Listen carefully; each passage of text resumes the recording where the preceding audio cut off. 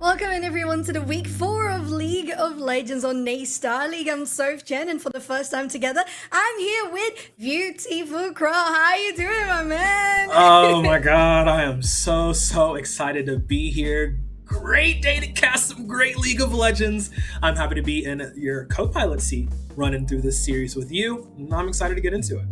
Oh, absolutely. For the first match today, we're going to have Concordia Esports versus University of Waterloo Black for a League of Legends run. And tonight we actually have 2 League of Legends series coming on. At 8 p.m. EST is going to be Mississippi State University versus University of Minnesota, Twin Cities. Ooh, yes, I'm excited for both of these matchups. Honestly, I will be paying a lot of attention to that Mississippi State versus University of Minnesota Twin Cities matchup. That one should be pretty spicy. This first one, I'm expecting it to be quite competitive, but I gotta shout out for the South, see what Mississippi's got to be cooking up as a Southern boy myself. Oh, I love that. Beautiful. We have on the screen the 2 rosters already. Concordia University, Quebec on 2-1 in the season. This person making it a little hard for me. Ninga Flinga, that's the one.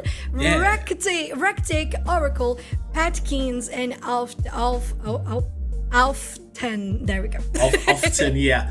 Never the easiest names. Sometimes you get those really simplistic summoner names, and then there's other times you have to open up Webster's dictionary or encyclopedia to try and figure out how exactly to pronounce that. But yes, and on the side of the Waterloo Warriors, we have Regretful Angel, Senpai Cheese, we got Plex 1, 2, 3, we got Scrim and Int Overflow. Both these squads are ready, both sitting at 2-1 in the Eastern League play. So honestly, pretty evenly matched, both sitting in that score line. Very excited to see how, who's going to take that L? Who's going to break that tie score? We're definitely geared up to see. Oh yeah, so much in for a treat tonight as we have 2 league matches, 2 league series, one after the other. It's going to be a hell of a Thursday evening, and starting off with 2 teams that have pretty similar scores, 2-1, and it's just the week 4 of the regular season. I think it's the moment where the teams have warmed up a little bit, right? Beautiful. Yeah. I think that they have tested the waters at Waterloo and they are able to have much more sophisticated compositions coming into play, don't you think? I would say so. Yeah, around that week 3, week 4 is where usually teams start to wake up and get into better shape during these long series or long series, or it's where they start to falter a bit, So it's shape up and get shipped out time for both of these teams, and hopefully, the Battle of Waterloo is not going to repeat itself. Maybe it's going to be on their side. History jokes, blah, blah, blah. Look, I love me some world history. That was my thing in college. Oh, God, I'm aging myself up here a little bit. But hey, it's cool. It's whatever. Super excited to get into this. Oh, yeah. We let it show sometimes, but it's okay. We're still very young. We're still very useful. We play some video games, right? That's what we do. Yeah, totally. Yeah, totally. No gray hairs in my beard just yet. Only 2 or 3. I've got some lighter hair strands here, but they're definitely bleached, but that's all right.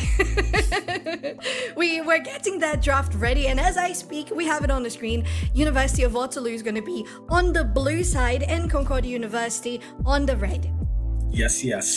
Red side for the Quebecers, Concordia University, Waterloo. Okay, so going into the bans already, I know they're going to focus ADCs, and off the bat, you see the Jinx and the Zeri, both very high-profile AD carries across all leagues currently, going to be taken out of play, as well as the Annie. So that's a really big pickup as well, because ever since her buffs in the past 2 patches ago, it's so interesting with the evolution of Annie and how much she's actually changed as a champion, but how much she rose in priority. All it took was them to be like, oh yeah, we'll give you passive stacks on respawn.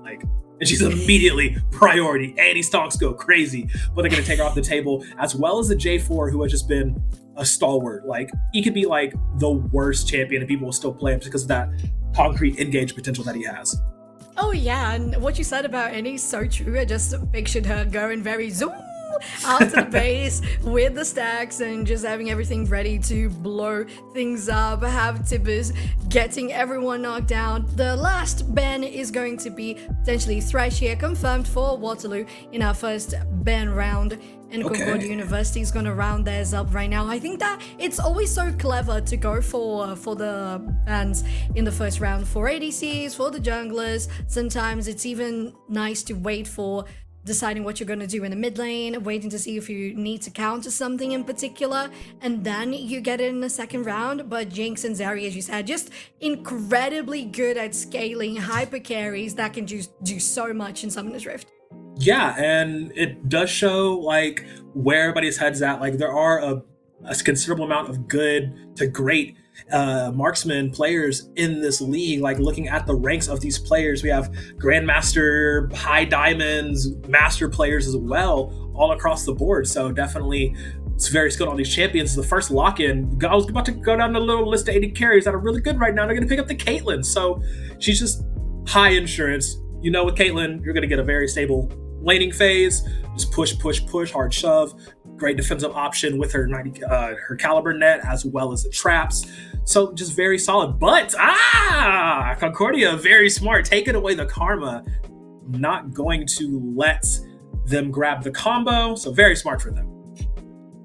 Oh, absolutely. And I so agree with you there, Crow. I think that Caitlyn is one of the most stable and reliable ADCs you can have in a bot lane. And you can pair her up with anything that has a bind, that has a little bit of lockdown. So we can go for a Morgana, we can go for a Lux, we can go for even a Zara. I think it has been seen some playing collegiate recently, so that would make sense as well. As you said, the karma has been denied, so has been Wukong, so strong right now in the jungle. So we have both teams really knowing what they want to go for, and we'll see if they're going to pick up anything different next. But overall, well, there we have it. It's going to be the Lux combo. I love to see it, some spark in Summoner's Rift. And I was just going to say, Crow, Concordia, a little interesting to not have that ADC going for the first pick, isn't it? Yeah, so the Lux, that's an answer. I want to see what else I want to round out with this. And okay, that's pretty dope. I love the Trundle pick. A lot of deniability, right? Like, I feel like Trundle could be a little bit early here, but I do like the amount of disengage they're trying to add on to their composition with Waterloo. And Concordia's going to answer back with a lot of wave clear. Gonna get the biggest bird, get that Anivia locked in. Oh yeah, you're gonna have some ice on the side of the Trundle, on the side of Anivia as well. So both sides are gonna be freezing. I think that from the looks of it so far, it looks like Concordia has a nice early game that's going to be guaranteed by the ganks from Wukong, but at the same time, they're definitely crafting for more of a mid to late game because of Anivia. You can't expect her to grow that fast, and that is going to show as well on the last bans that they chose. It's going to be that Kassadin and the Victor as well, so 2 denies there on the mid lane, as Waterloo hasn't picked anything there. And on the other side, the ADCs is going to be the aim for the next bans. Absolutely, and we're getting into ban phase 2. And I do like the denial of the Victor. They're just like, forget it, not even allow him to step foot onto the field. So super dope with that. But look at that, more marksman bans coming out, hard targeting the bot lane of Concordia. Got rid of the Ezreal, got rid of the Varus. It's like at this point, you're going to be defaulting to a Sivir or the Draven. All right, you know what? Hey, they're challenging it. They're like, you know what, whatever. Throw everything at me. I'll answer with more aggression. Get the star himself. Or complete U-turn. Let's go for the Aphelios. So Karma Aphelios, still solid, you know, in the bot lane, going up against that Caitlyn. They're just going to be sitting on opposite sides. It's like a game of tennis with guns. Gun tennis. You heard it here. Patenting it right now. There you go. It's the new racing style that we have in the Olympics is going to be the gun tennis. Oh my god. All right. I think confirming what we had our suspicions on was that Concordia was looking for something more late game. I think Aphelios is definitely going to rack anything after he gets those first 2 items. And on the side of Waterloo, they look for engages. They have the Ari, they have the Lux, they have the Ornn as well for sustainability in regards to having a front line. They're gonna have engage, and they can also disengage pretty well, considering that you have an ADC with a little bit of mobility compared to a Felios. So both teams looking for very different playstyles. Oh, Akali? Yeah. Okay. Oh. They're playing the same game they played with me in the last one. All right. So it looks like the Aurelia is the hard hover here. Either way, they want a diving champ. They want a diving fighter of some sort, something to be a little bit of a dive buddy with the Wukong here. They want an extra strap in, get on that roller coaster, zooming with the Karma shield on them. So definitely different looks from either side of these. Interestingly enough, though, the Ari in the mid lane coming out for University of Waterloo feels like it sticks out like a sore thumb, right? Because you look at the Caitlyn, you look at the Lux, you look at the Ornn even, and the Trundle. They have so many like very strong disrupting abilities that are good for disengage. But Ari, she's going to be on assassin mode more often than not. Well, I think you're definitely right, of course, but I think that maybe what they're going for in this one is that they're gonna try to have that strong front line and the poke abilities in the hands of the Lux, even the Q from Caitlyn as well, getting the slow and the little pillar from Ornn as well to try to disrupt, as you said, and get people dodging and trying to dodge and dodge. At one point, they're gonna fail, and it's gonna be charm on your face, and you can't dodge that if you're just trying to dodge everything the rest of the team is throwing at you. Yeah, I definitely can see where you're coming from with that one. They better have their blue suede shoes on if they want to dip, dive, duck, dodge the entire night away. But we're going to get down to that just a little bit. Let the spectator delay, timeout, get all synced up and ready to go. Throw it to a break. And when we come back, we will be into game number 1 of our first match tonight. You don't want to miss it.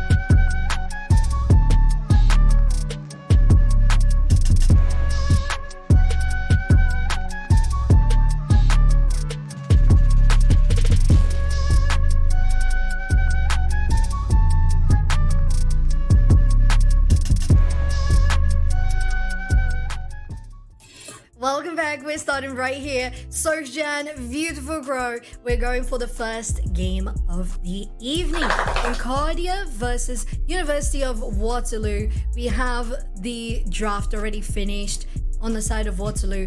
Blue side of the map is going to be Caitlin, Lux, Trundle, Ari, and Orn. And what have we got in the red side, grow? Yep, we got it all set up. I like that Karma Wukong is just so deadly. Then we got the Nivea rockin' as well as the Aphelios Aurelia. So, like, it's a good mix of dive but zoning because Nivea and Aphelios can create a good enough zoning that Trundle is not going to have a fun time at all if he tries to step up, right? Because all he does is run at him. He sees that. He doesn't have a dash. He doesn't have a blink. You know, like, Ari, you can dash around like an ice skater, but like Trundle and Orn, they kind of gotta waddle them thick boys up, you know. So there's a lot of room to play around with it. Oh yeah, they do. Gosh, I love the image of Ari being a professional ice skater. That would be fantastic. Yeah. Give me that skin right. Put it on the table for me. We are waiting just for the game to start, but everything has been finished. We have talked about how Waterloo has some potential in engaging and how maybe, in your opinion, Crow, Ari might be a little out of the aim for this game because she's going to try to go in and just take people out fast, whereas the rest of the team is going to try to lock them down and get the fight going. On the side of Concordia, you mentioned you have people trying to defend the APC, maybe sometimes just being Anivia herself trying to defend the ADC as well. So a lot that they can happen in this matchup. Pretty different game styles, but Scrim and Pat are having a good time here in the bot lane. Oh yeah, it's a little bit of a taunt-off, dance-off, moonwalk in battle. So we are getting into game number 1, UW Black versus Concordia. Off to the races we go. No fancy schmancy invades going on, just typical buff start across the board. A handshake show for. Yes, definitely. As you said, nothing happening in regards to offensive invading. Both junglers on opposite sides of the map. They're gonna get those camps cleared. Bot lane though, there's so much damage coming from Regretful Angel, but Ninga Flingler. Oh, I'm gonna get a tongue twister on that top laner. Oh, they're gonna flash in, and it takes out a flash as well. But very close to taking them down. Yep, flash for flash here. You know, if this was a typical solo queue game, it might have been Flash Ignite Aurelia, but Flinga gonna make the first move. Already level 2, denying that level 2 for Regretful Angel. If he had ticked up to that, might have been a different story. He's gonna dive him under. He has no flash, so he knows he can get this. He knows level 1, so he's already Q, and he will grab it. And he knows he's not getting out, so might as well take a bow, get that first blood gold, get a little bit traded back over. But yeah, Flinga is he's a confident fighter. Oh yeah, at this point, as you said, it was going to be the first blood for them. Oh, bot lane being very aggressive as well. Scrim dealing some damage on Alpha, but Overflow also going very low on health there. Mid lane, you have that jungler scouting around. You gotta be careful if you are Plex, but Senpai Cheese is also around, so they've got you covered. Absolutely, just hovering around that side. Gonna clear that bottom is Senpai Cheese, whereas Raktik on the top side of the map. And take him some chickens. He has a nice bucket, you know, that instant refill KFC bucket. Yeah, it's one of those type of deals, I feel. As we just get a little bit of CS trading in the bot lane. Pat is a little bit behind, but then again, you're up against Caitlin, so she's going to farm her little top hat off as much as possible. But, ooh, Raktik knows there's no flash. Okay, great buffer on the E from Regretful Angel, being able to charge out and not be affected by the stun from Flinga. But his butt is a little bit on fire after that one. Yeah, you gotta be careful. What a charm! Flex as well. They have been hitting charm after charm every single time. The Observer has gone on the screen. Good flash in! Alf! Oh my goodness, Flash Ignite ticking down. Scrim, he's burning, but also chugging and managing to live for just a little bit longer. Ooh, the bot lane of Concordia is super low. Heal is still available for Pat right now, but you just have to sit by Cheese. They don't know he's there. There's no vision right now. There is vision on inflow, but there's no vision on the junglers. Flinga going back in, full stacks on the passive of Aurelia. There's just action all across the map. Raktik hovering around top. Sit by Cheese hovering around bot. Yeah, you know something's gonna pop off here in just a second. You see the pings coming out. Oh, Regretful Angel having a lot more regrets right now. Tries to get a kill before he goes down and is unsuccessful. Flinga gonna go up 2-1 and give a little bit of assist over to Raktik. Oh, a very clutch moment there for Regretful Angels. They almost took down Flinga. They didn't have any health, nor did they have mana, so they're going to be having a bad time trying to go around the minions and dodge things. So that was the moment for them to take down Regretful Angels. Super well executed there. And I think that both teams have their priorities straight.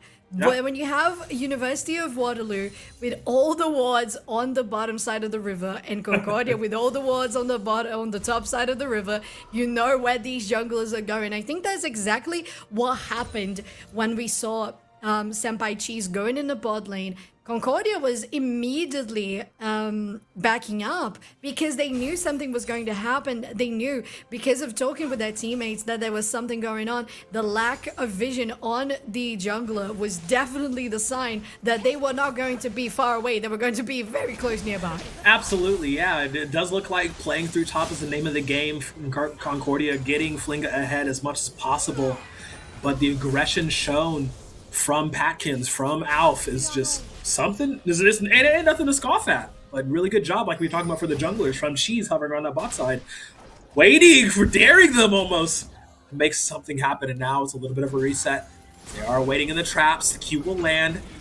You see Scrim stepping up just a little bit, but Raktik will actually make his presence known as the grab. I'm going to get the stun off. 90 caliber net. It's going to push it forward a little bit. Got to be a little careful not to over push. And Alf just barely living off of that. The power that Lux can have in a bot lane is insane, even against the Karma. Look at that pressure. Yep. They know that they can do so much. You know that Wukong is around. You know that your ADC is going base, and still her positioning is so confident and aggressive. So that is definitely the bonus that you have for playing Lux well in the bot lane. Absolutely, and look here in the top lane now. We do have the levels coming in. Flinga gonna try and make something happen. The Ornn level 6 is here for Regretful Angel. No regrets this time. Slight regret. He's in tower range. He will fall.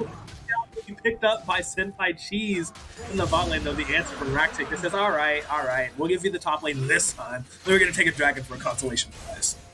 Yeah, that's something that it's important. You have to have your vision around the map, and when the enemy knows where you are, sometimes it's just best to switch positions. And they knew you were going to focus on top lane, as you have been doing for the past 5 minutes, and then, well, it's time for the first Drake of the game. You gotta rotate for the bottom river instead. So with that, Concordia managed to get the presence in the bottom river. They gave the kill actually to Regretful Angel and Senpai Cheese. They even got 1 kill in that trade, so it was a 1-for-1. So nothing really wasted when they secured that Drake for themselves. Absolutely, and once again, just fighting all across the map. Top and bot lane have just been at war throughout this entire time. Senpai Chi is going to take a nice big old bite out of the other jungler and grab himself a kill. Just tying it up. Not a lot of action happening in mid lane, but definitely War of the Worlds in top and bot.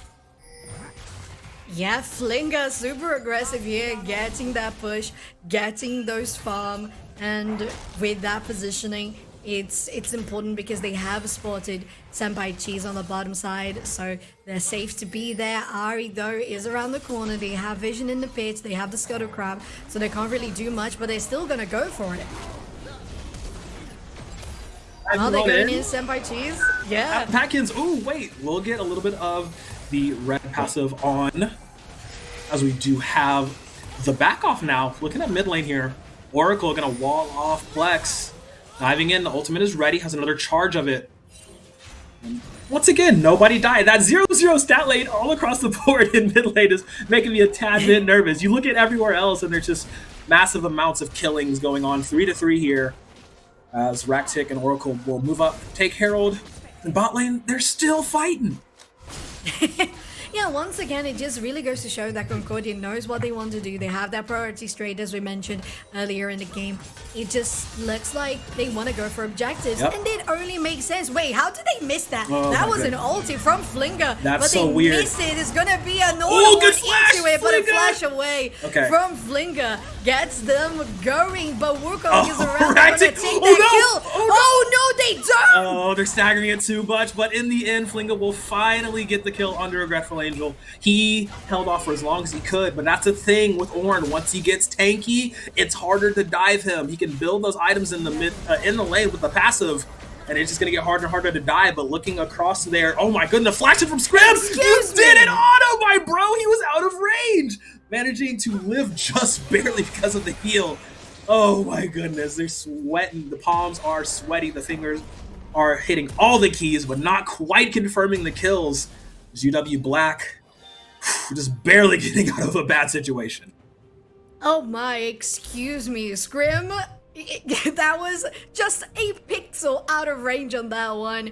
Oh, very close, very, very close.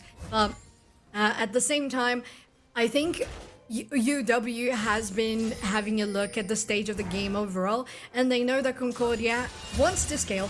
They have the Anivia, they have the Aurelia. She's already gigantic on 4 and 2. She has over 30 farm more than the contender here in the top lane, Regretful Angel.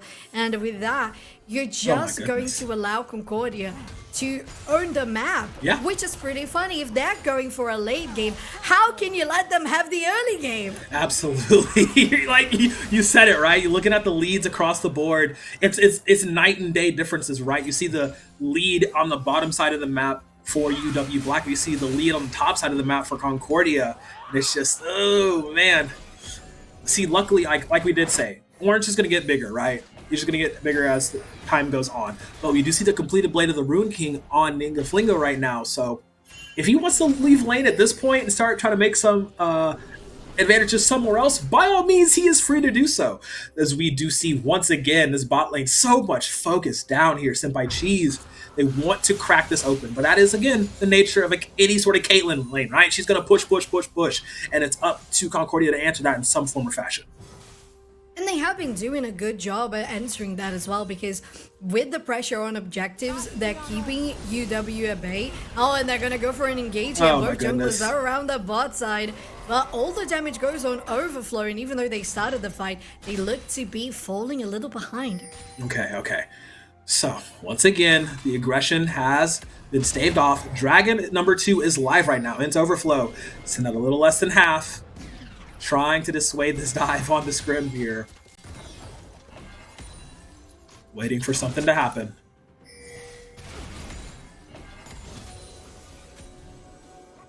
We have all the team here from UW. Every time I'm going to have a hard time saying that. Waterloo TP much committed. Easier. Oh, they're into it. Here comes Flinga. I told you he go TP down and go to town.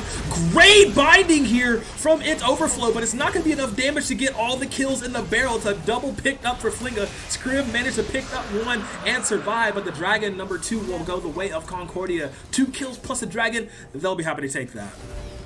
Oh, absolutely, especially since they had already taken the Herald as well. It's going to be all objectives on the board taken by Concordia. Right now we have confirmed that the Soul is going to be an Infernal one. Super important for Concordia. Of course, for any team, an Infernal Soul is going to be good. But Concordia, they're getting ahead on that one. Oracle tries to get away from Cheese, and they get a nice stun. And nothing is going to come out of fruition for UW, but the damage coming back from Oracle is pretty high. Yep, very high indeed. Let's see. So looking across the map, the state of the game right now, all the eggs are definitely in the Flinga basket. It's beefed up Aurelia at that point to where they can solo anyone and just start split pushing on the side. So now you have that side lane threat of an Aurelia this early into the game. Not even 15 minutes yet. Already a scary threat.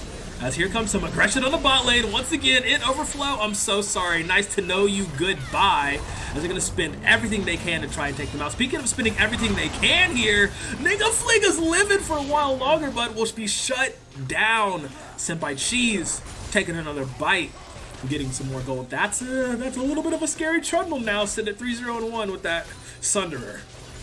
Yeah, it's gonna be a nice grilled cheese that UW has on the table for the next fight that we have for the Drake, because that's going to be essential for University of Waterloo to try to contest the next objective, because it would be a sole point for Concordia. They cannot allow that to happen. You have a super strong Trundle, as you said, Crow. You have that Divine Sundra, and you can't just give that next objective. You really have to fight for it. Absolutely. They do not want to give that up at this point, right? You want to try to contest in some form of fashion. Rotate the bot lane up if you need to.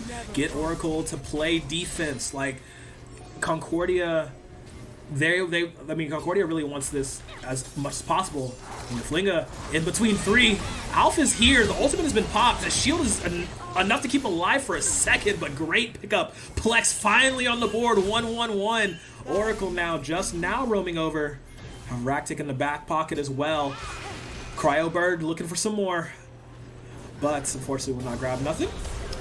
And Overflow just gonna he's been throwing those ultimates out. What's the cooldown on that? We need to find out. Is he gonna find out? Ractic! Is he gonna be able to get it? No, tower damage too strong. Plex grabs another one off of the hubris of Concordia. Very close there. I think that keeping the finger out of the E charm was definitely the play.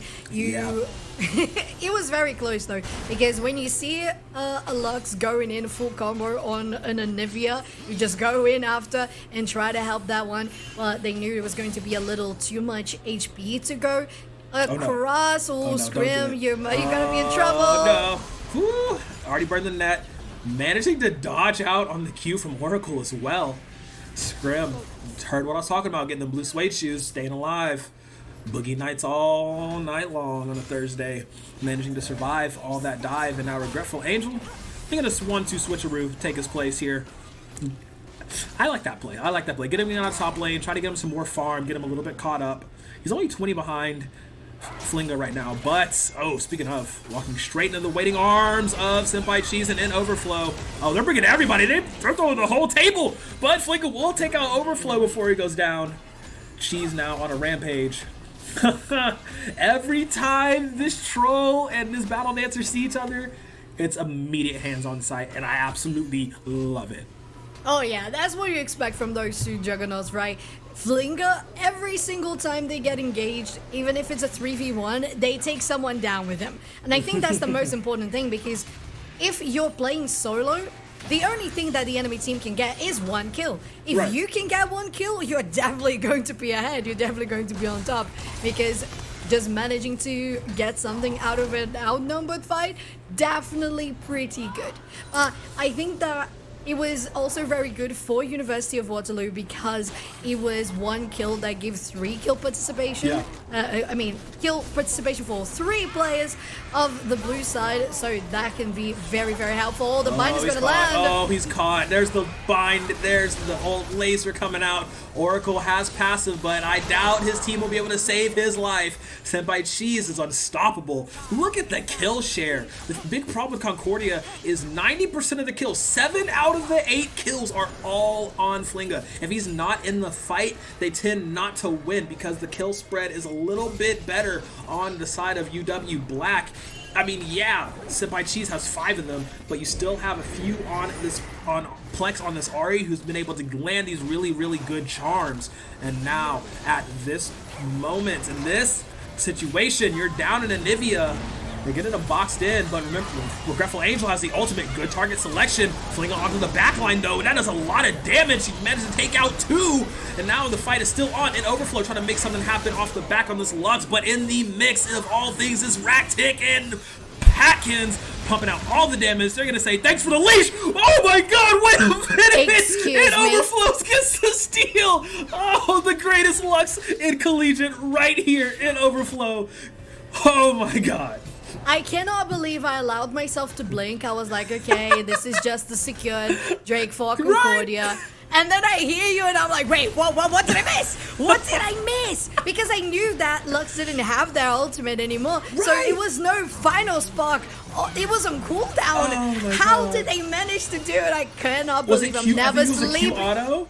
Yeah, maybe. Oh my I mean, to be goodness. fair, I was blinking. I have to say, I was blinking on that In the same frame. breath, I was saying, Exactly. good job, Concordia. In the same breath, I'm like, good job, Concordia. An auto attack from the Lux secures the dragon. Oh, man. Well, at least they got something after that immensely bloody fight in the dragon pit. But, oof, they definitely got to tighten up because that was theirs to lose. It was a 4v5 at the start of that. And then, unfortunately, Ninga Flinga was able to get onto the back line and just wreak absolute havoc. Oh, what a nice net there from Scrim, getting away from the wall and from the hands of this absolutely threatening Anivia. You know, it's such a funny champion, right? You don't even need that much kills on your hands. You need the farm, you need the CS, and as long as you have one item, the Anivia is still gonna do so much because she has infinite CC. Yep. Oh, poor old regretful angel. He manages to live. Wait a minute. Excuse me? Jack Show. That beautiful, beautiful. I'm gonna pretend I didn't see that. Yeah, but Pat, you're in the wrong neighborhood, hombre. Gonna use the blast cone to get over a little bit. Great healing though. Not enough. Is Scrim gonna claim that scalp and. TBH, I did not expect Regretful Angel to survive there with how much he's been dying this game, but he said, don't doubt on me ever. Put some respect on my name because he's living through all of that, resulting in the ADC for Concordia going down. It's so funny because the University of Waterloo has been saying that every single time. Do you think you're gonna take us down? Okay, we're gonna steal your Drake. Okay, you okay? Your ADC is gonna int on us and just go with a blast going over the wall and give us a kill. Okay. Do you think you're taking us? Okay, we have the backup. So I think Waterloo really took notice of what we mentioned earlier, Crow. The distribution of kills and assists throughout the team is so important. When you have 9 kills out of 11 for Irelia, and the assists are around 1, 3, 4 a max, then something must be wrong because you're not getting any distribution whatsoever for the rest of the team. And as you said, if you don't have Aurelia on the fight, what can you do? Yeah, it's they're literally tickling a wall with a bunch of pea shooters. Like you saw how long he was able to live through that, and it's just that's very unfortunate, right? Because you look on the other side for Waterloo, right? The Trundle has all the kills, but he's just as beefy as much as he does damage. So they're fine with that. Like, he's frontlining and still doing damage, plus the ultimate being able to steal stats if need be. They're totally fine with that on the side of Concordia. However, you have these characters that need kills and need gold to be effective, to get items to be effective, and they're just not literally cutting it. So it's 11-11, 2k gold lead on the side of Concordia, but it still feels extremely close. Like, one fight, UW Black can put this in their favor. Oh, it so does, super close. Because on the bot lane, you had Concordia taking down the tier 2 with Irelia. So super important for them, opening up that space to get closer to the base. They're gonna have so much more pressure. Whereas here, University of Waterloo trying to defend this tier 1 in the mid lane, trying to take something down in the mid as well. So it's going to be a little hard for them to try to break into that base, try to get more pressure of the river over the jungle. And so far, most of the vision in regards to bottom river and Drake Pit, it's all Concordia. You have one war there on one side and on the other, but you don't really have vision of the Drake. Yeah, 20 seconds till this Infernal Drake now. We already stressed on how good it would be for Concordia to get this Infernal Soul. They're 2 away, but oh my goodness, the trap line set up from Scrim. He says, nah, don't even try it. You want to come in? You have to come in through the back door. And have to walk all the way around to the side, and now UW Black poised in position to try and take this. Regretful Angel, gonna build himself, complete that Sunfire, and start the fight off. We're going, they're gone. Great dive in the back line by Raktik. Shutdowns coming through left and right. Sheriff Caitlyn firing for free as Raktik will claim Senpai Cheese. It's a 3v3 situation. And a triple kill for the Caitlyn. She's still firing on all cylinders. Oracle has not been able to do anything meaningful in this fight. Now he's sectioned off. Passive is there to buy a little bit of time, but it's only Alpha that's left. He can't do much but watch his bird buddy fall. Scrim getting a quadra kill in that extended play, and that's Dragon on top of that. UW Black set up the fight, set up the vision, set up the traps, and Concordia opted in and fell right on their head. Kama scouting around, thinking that they are looks. They're gonna try to do something, but there are no looks. They don't have that much range, and they're just gonna have to stay at bay, take down those wards, clear out the vision. Oh my god, what UW Black got on this fight was amazing. You had a quick bait on Regretful Angel. You had them just stay a little bit there. Maybe it was intentional, maybe it wasn't, who knows. But it was definitely a point where Concordia saw that and they said, oh, this is an opening. But UW, they said, well, it's an on. It can take that amount of damage. It's fine. So they just went on Flinger. They took them down really fast. The stopwatch was perfect. It was the moment that Concordia could turn that fight around, but unfortunately they had such great positioning on Scrim and on Overflow that they managed to melt down the rest of the team, getting those crits, the headshots, and now the Caitlyn is 6-1-4, and she's just gonna be absolutely horrific to fight against. Yeah, and once again, this is the biggest key of that Dragon fight. This is the second Dragon fight in which Oracle was not with the team when the fight started off, right? This is the second time that they opted into, first of all, diving on the tank to start the fight to try and burst them down, but he completed a Sunfire Jack show against melees. You don't want to dive in on that. So just a bad strat from Concordia, as this time though, Pat Keynes, he does the Gale Force to get away, but he's going down immediately. TP is committed. Flinga is here. Senpai Cheese, I don't think he can get out. Oh, there's the jump immediately on the Plex. Concordia striking back. Revenges of the Sith. And this time, they will come up positive in that play. Losing one, gonna gain two. Baron bait. They say no jungler, no problem. We're gonna jump in on this. Daring UW Black now to try and step into the river. Oh, I have to say that in between that fight, what I was most impressed with was the damage on They're Scrim. stuck. Flinga is here. He is here to stay. Gets the stun up to start things off. Will claim the kill on the Overflow. Regretful Angel going to buy some time, allowing Scrim to get out. But man, the traps being laid from Concordia, the topside river, all paying off. And this time, they're going to commit to this Baron. Yeah, they are. It's gonna be very easy for them, as you said. You still have the jungler Senpai Cheese on respawn. They're melting this down pretty quickly, but Caitlyn is around. You have a TP on the backline too, but it's gonna be taken down much faster than they can do anything about it. Plex is gonna go on the backline and maybe try to get something on Flinga. Oh, Charm lands! He's jumping in, but not enough damage to follow up on. There's still a fight, though. They're not gonna let them escape. Now they're gonna back off for now. We know one thing about these squads is that they love to scrap with each other. University of Waterloo Black, 2 Infernal Drakes to their name. Concordia, an Earth Drake, and a Wind Drake. A little bit of different stats to boost them up, but still 16, 3k gold lead. It's so close though. You can tell each one of these fights getting closer and closer, and each team overtaking another at each turn. And it's so interesting as well, Pro, because if you have a look at the stats, you have the Caitlyn, definitely the most powerful champion on the side of UW in regards to damage. 6-1-5. Then you have Trundle, 7-3-6. And on the other side, it's still the only person that has everything is Flinga, not only in kills but also in CS. So everyone is falling behind. You have nothing on the hands of Patkins. This Aphelios is starving. They don't have that third item. Caitlyn has already finished the penetration item and Infinity Edge. Like, how can you deal with it? And it's all on the hands of Flinga and Raktik going in the backline and trying to get something along with the CC coming from Oracle. Yeah, and it's also one big key, the difference in the supports. Alf on this Karma is not able to output as much defensive stats as Int Overflow is outputting damage.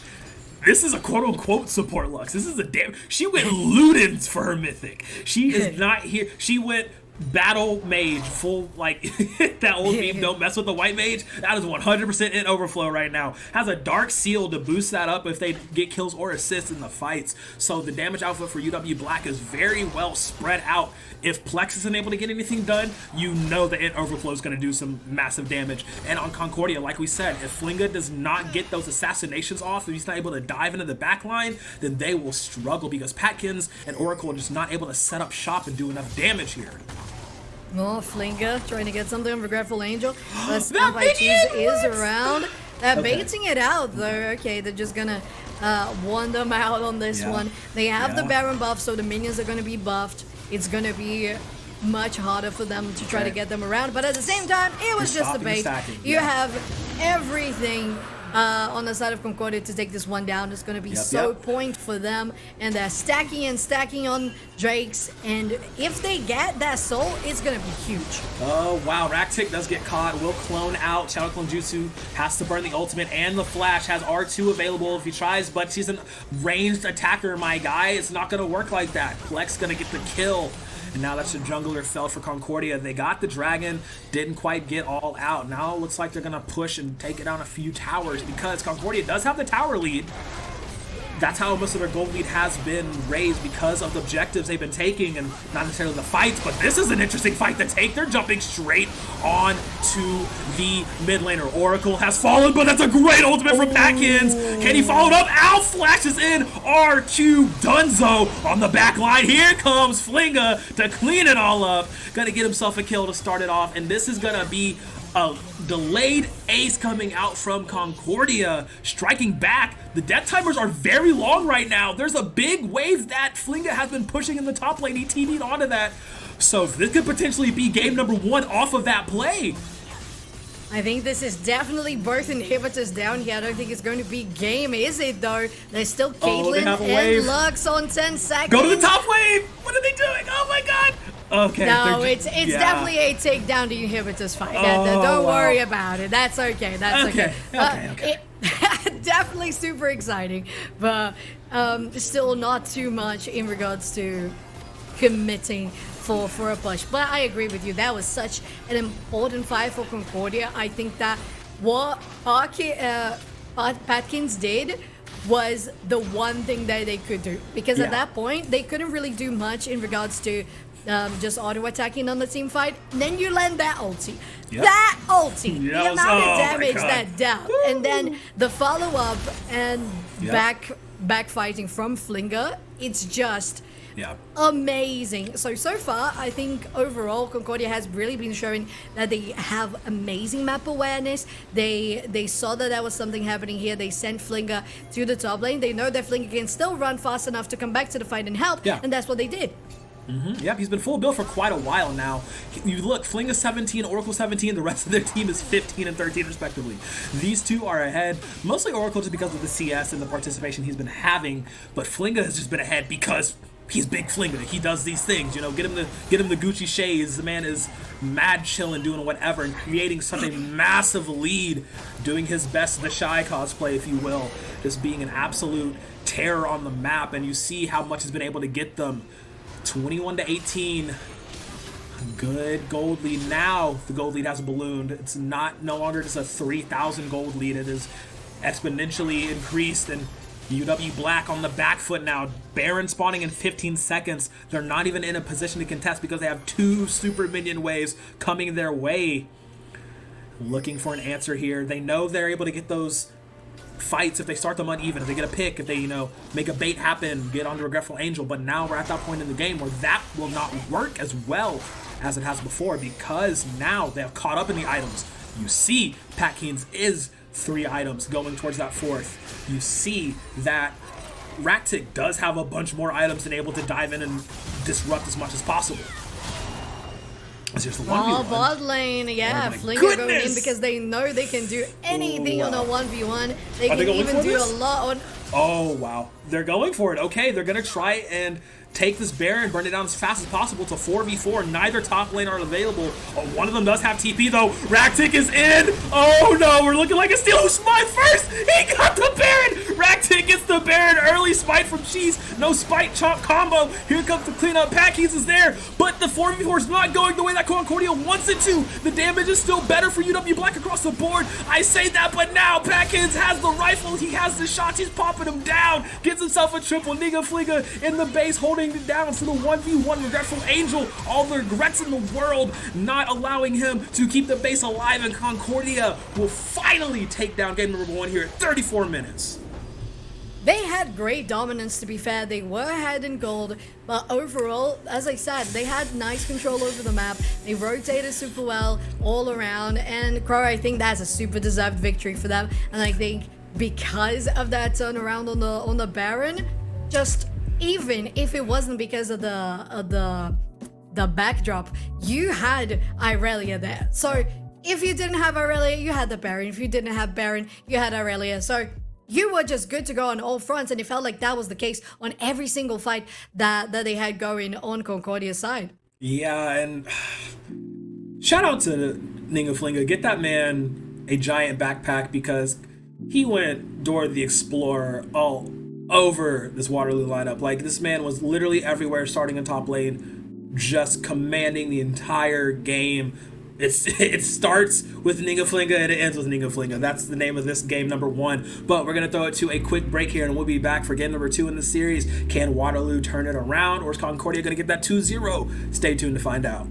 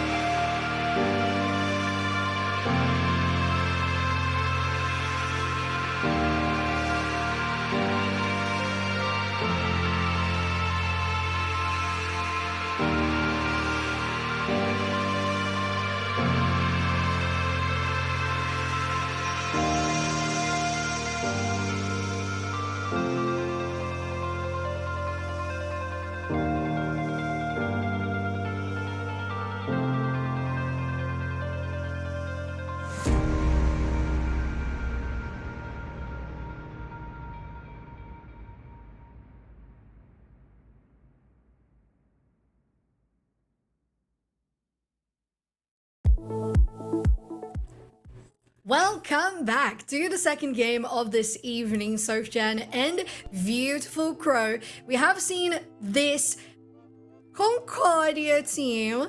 They just really brought so much to the table, especially in the hands of that top laner. I don't think I can sing the praises of Ningaflinga enough right now because, though those typical 1v9 performances that they always talk about, that was basically that, like he was 90% of his team's kills the entire game. And like I had that feeling, like we saw the hovers, right? We saw the Aurelia hover. We were just like, all right, yeah. So very confident top laner, clearly likes to play the fighters. And he showed why. They definitely showed why they can get away with just picking that Aurelia like that. But also, I really want to quick shout out to the bot lane of Waterloo because Scrim and It Overflow were trying so hard. It Overflow with the best Dragon Steel I have seen all spring on the Lux, by the way, just throwing that out there. But yeah, it's just, unfortunately, Ningaflinga is the biggest bird, so they just can't get past the sheer size and magnitude. But we're going into game number 2. Let's see if Waterloo can bring it back, or is Concordia going to be able to stamp this one out. Once again, the Jarvan and Annie taken off the board for both sides. Yeah, no Jarvan. Concordia is going to be on the left side this time around. Waterloo on the red. Yes. And I don't think much is going to change in regards to the draft here, especially in regards to the bans, because I think that it wasn't a problem with the draft. I don't think there was anything in particular that you would say, oh, this was insanely good, aside from Flinger. But I think it might be just a player issue, not exactly a Irelia issue, because yes, she is super strong. You're right. But at the same time, you can have tools to knock her down on team fights. You can have tools to stop her split push. So I think that it wouldn't change much. And that's what we have here. Waterloo banning out the Anivia and Jinx, and Concordia banning out the Zeri and Cassiopeia. Yeah, and once again, targeting a lot of these marksman picks is Kane hover. That's saucy. Okay, Concordia gonna grab that. Gonna see Rack tick on a new phase. The Wukong wasn't really, I mean, it got the initiations done that it needed to get done, right? But getting on this Kane, I'm assuming they're gonna go red Kane because blue Kane is just for the birds, not the greatest. Red Kane provides the CC and etc. And, he's a big meaty man, so allowing him to stay alive and be very disruptful. Is Waterloo looking to lock in the Graves pick. First pick Graves. That's a bold strategy. Definitely bold, I agree, Crow. I think that compared to the first pick Caitlyn that they had going on the last game, I think that is definitely a difference. Varus as well. I think Varus is a great marksman. I think it's one of the best possibilities that you have in the bot lane if you're not going to play the Caitlyn, if you have already banned the Jinx, if you have already banned the Zeri. So I think that's a good one. In Collegiate, I will add, I have seen quite a lot of Varus and Ashe, so maybe that could be something. Maybe I mean, if they do the Varus Ashe, though, that'd be opting into triple marksman, which unless you're SKT, a T1, I don't think you should ever try to do triple marksman, because the karma will be locked in for Concordia. Once again, piloting that will be Alf, and he did an admirable job once they got out of that laning phase, which was a little rough for them. Definitely did like a lot of the shields, being able to speed up his team, advantage state, movement is always key, so definitely like that lock-in. Yeah, I think that if they hadn't picked the Karma themselves, I think Waterloo would definitely have secured that one. I think Xayah is so good at the moment. If you don't have her or his Rakan, it doesn't even matter. Yeah. It can get even better if you have the Rakan, but Xayah is just so strong right now. I think Waterloo can do something about it with the Varus. But at the same time, the potential with the ulti that Xayah has is just so good. Love the Orianna. I think that's a good attempt to taking down that, or at least putting on cooldown the ulti, the Feather Storm, and trying to get the ADC a little bit vulnerable. Absolutely. Oriana going to provide a lot, not only damage, but also some supportive ability with the command protect. Shockwave is actually going to do a lot of damage. They can get this on properly. But I am looking for Waterloo to have double initiation on this next pickup because triple range right now. So we'll have to see how the thing goes on. As we are into ban phase 2, going to take the Castle off the board as well as Aurelion Soul, interesting ban. We're assumedly seeing the Oriana mid already picked, so I doubt they would do Aurelion Soul anywhere else. But it's going to be taken off, as well as I believe it's Malzahar to be banned by Waterloo. JK, it's gonna be a Zillion. JK, it's Zillion. Interesting. Okay, Waterloo going for their Kassadin Zillion last bans of the match. On the side of Concordia, you have the Aurelion Soul. It's so good. I think Aurelion Soul, if you pair it well with the rest of your composition, geez, if you do something with an Oriana, if you had the Oriana support and the Aurelion Soul mid lane, I think that could be devastating on the hands of Waterloo and Victor as well. Those are very great control mages that you're taking out of the table. Right. So you're opening up the space for something more. Maybe the Ari again, something like that. Even for Concordia, even though they weren't the ones to play Ari. Well, there you go. It's going to be Waterloo getting the Ari, most likely confirming the Oriana is the support. Wow. Okay. Interesting here. Ori supports. I'm, as someone who's put in many an hour on Oriana, I'm not the biggest fan of her support. We'll have to see if they can make me a believer of it, because this is where Waterloo runs into a big problem. They don't have any meat shields. You have 2 casters, 2 marksmen, so it's very, very high risk, high reward in that regard. But you look at the stability of the Concordia composition right now, and they're adding the Swain to the mix too. That is a man that can take a lot of damage. So Concordia, the Camille too. Yeah, they love me. This team they're playing to get the bias of the crow here as a very, very solid composition. Oh, never mind. I think they're actually very prone He wants to do it. Okay, he's doing it. Yeah, they're actually very prone to trying to go against everything you're saying, because every single time you're super excited about a pick, they say, nah. Right. Never mind, I'm just kidding. Oh, Set. I like that for the top lane. Okay. Very good pick. Yes. And overall, I think Waterloo doesn't have a bad composition. I think it has to be well executed. I think they have to get that advantage early on because, well, if you let a Kayn scale, you know how that goes. If you let a Swain scale, if you have a let a Zaya, and so on. So you got to be really careful on how you go in for the fights and what you decide is going to be your priority. And in this case, I would definitely say go super aggressive. Get things done as fast as you can, because when you do, you're going to get a much easier time taking down those objectives. Oh, absolutely. These 2 compositions, really, really spicy. Waterloo, I need them to execute fast and hard. This first 10 minutes, if you ain't surviving that, babes you out of the game, unfortunately. Concordia have a very good look to them with all of their firepower under their belt. We're going to see Fling on Akali. This is about to get real scary. We got another game coming up, guys. We're going to let it load up and lock in. We'll be right back for game number 2 in this series.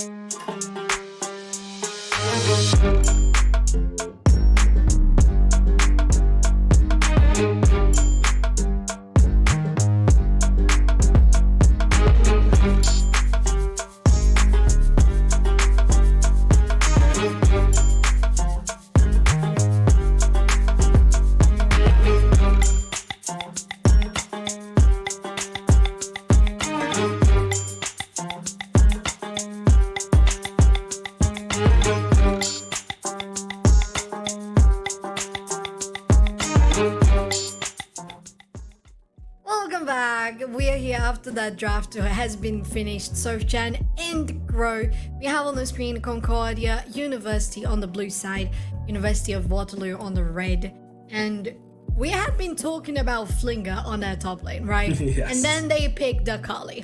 Yeah, it's the Akali that was hovered in game number 1. He wanted to bring it out, so we know Flinga wanted to do it. And I've been doing some digging on the OPGGs and the back roads and the backlogs and whatnot, and that man has a pretty good Akali. One of his most played, so definitely a reason why he was hovering it. But I wanted to see the Camille. It was right there. It was good. It was good. Yes. But yeah, definitely, if it turns into another Flinga and Friends show, I'm not going to be disappointed. But it feels like all of them got what they actually... This is a lot of comfort picks because Raktik, Kayn is his most played. Like, if you check the records, this man has over 100 plus games on this Kayn. Like, the man loves him some Kayn. So... they're not mad at that at all. So I'm just, like, all right. So there's 2 picks that they've gotten. There's like 2 picks that they like. And then Alf, he's just rocking with the Karma. So that's 3 picks. You got 3 pieces of Exodia right now. Like, I mean, need I say more? No, you don't need to say anything. You just need the transmog, the polymorphication, whatever that was called, and you just get it done. Just finish it up because you definitely have a mythic card on your hands. So far, I think that Concordia's University comp looks much more solid. I don't want to take anything away from Waterloo because they did put up a really good fight in the last game, but at the same time, it's hard if you have... I don't really like the Graves that much, I have to say. I think something in the jungle, like maybe a Vi even could have been... I think a Vi would have been amazing in this composition. First pick Graves, by the way. Yeah, first pick Graves, by the way. So yeah. They're definitely trying to do something real tough. As we are now into game number 2 between UW Black and Concordia. It's do or die time for the Waterloo boys. See if Concordia can stamp this one out. Lots of comfort picks going all around Concordia. Waterloo, it's up to you to answer. Oh, look at that beautiful skin, Flinga. They definitely do have so many games on Akali, and they're going to show what they came here to do. Overflow in the bot lane, being in Oriana this time around. You have the Aerie, so you're not going to go Luden's first item as it looks. It's going to be a little different. You don't have Arcane Comet, so you're not focusing on that much damage. You're going to try to have some more peel and some more engageability for your ADC. And we'll see how this is going to be for Waterloo. Maybe the Graves is going to surprise the both of us. Who knows? Yeah, and I do like the blue of the ward on the blue side. That was placed by UW Black, so they do have confirmation. Raktik will be starting blue, not starting red. But yeah, good start for some pie cheese. Gonna go ahead and grab that and make his way over. Try and seal that red, but there is a ward. Let's see if he gets around it. Nah, he will be pinged out. There it is. So now they know that they're gonna do a trade of buffs across red for red, blue for blue. It's so funny when that happens. Right. It's like, you think I'm sneaking? Yeah. Ooh. At the same time, it's the only thing you can do, right? Because if you try to do anything different, you're just going to lose a buff. So you better just trade it. yeah, might as well. We'll walk along. Gonna go ahead and take the chickens. Both they're just trading each jungles. Good thing counter jungling works again. Otherwise, this would be a very, very bad strat. But it's a lot more quiet this time around, Soph. Like, last game, they were beating each other over the head the first 3 minutes. This time, they're actually just chilling for a minute. I think it's something inherent to game 2s and best of 3s. It's the game that you're like, all right, if you won, you don't want to make a mistake because you want to get a sweep. If you lost, you're like, well, I really have to play this super well, so I get something out of it. All Raktik. Aw, man, we spoke too soon, regretful angel. Second verse, same as the first. Will take a lot of damage. He's level 3. W's not there. Has to burn the flash, does Raktik, but he's going to go ahead and get that kill. Building up towards some of that Kano meter. But yeah, oh man. Regretful Angel can't catch a break in this series, can he? First blooded last time, first blooded this time.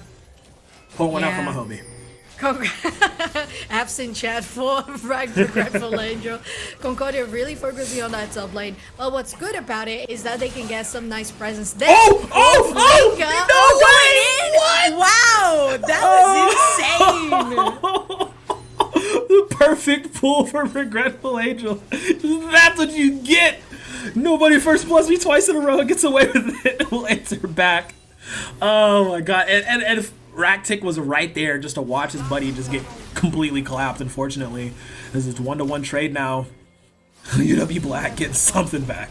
Oh, that was so funny. If I was the Kane, I think the comms would have been, okay, none of the Scram! Managing to get the kill. He has no mana though. The auto of the passive, he just needs enough. Oh, and Overflow is shouting behind the flash. The exhaust! Keep him alive, man! Oh my god, and Overflow just in the nick of time, managing to get his buddy alive. Didn't even burn the heal, by the way. Not necessary. Yeah, 1-4 now. Waterloo taking that lead. Very, very nice for them considering that that wasn't the case in the last game. It was still very close in the early stages, so I don't think that would be very different. Concordia still trying to get things done in the top lane. We had seen that presence happening, but this time around it's going to be Plex warding around, getting some very deep and aggressive vision.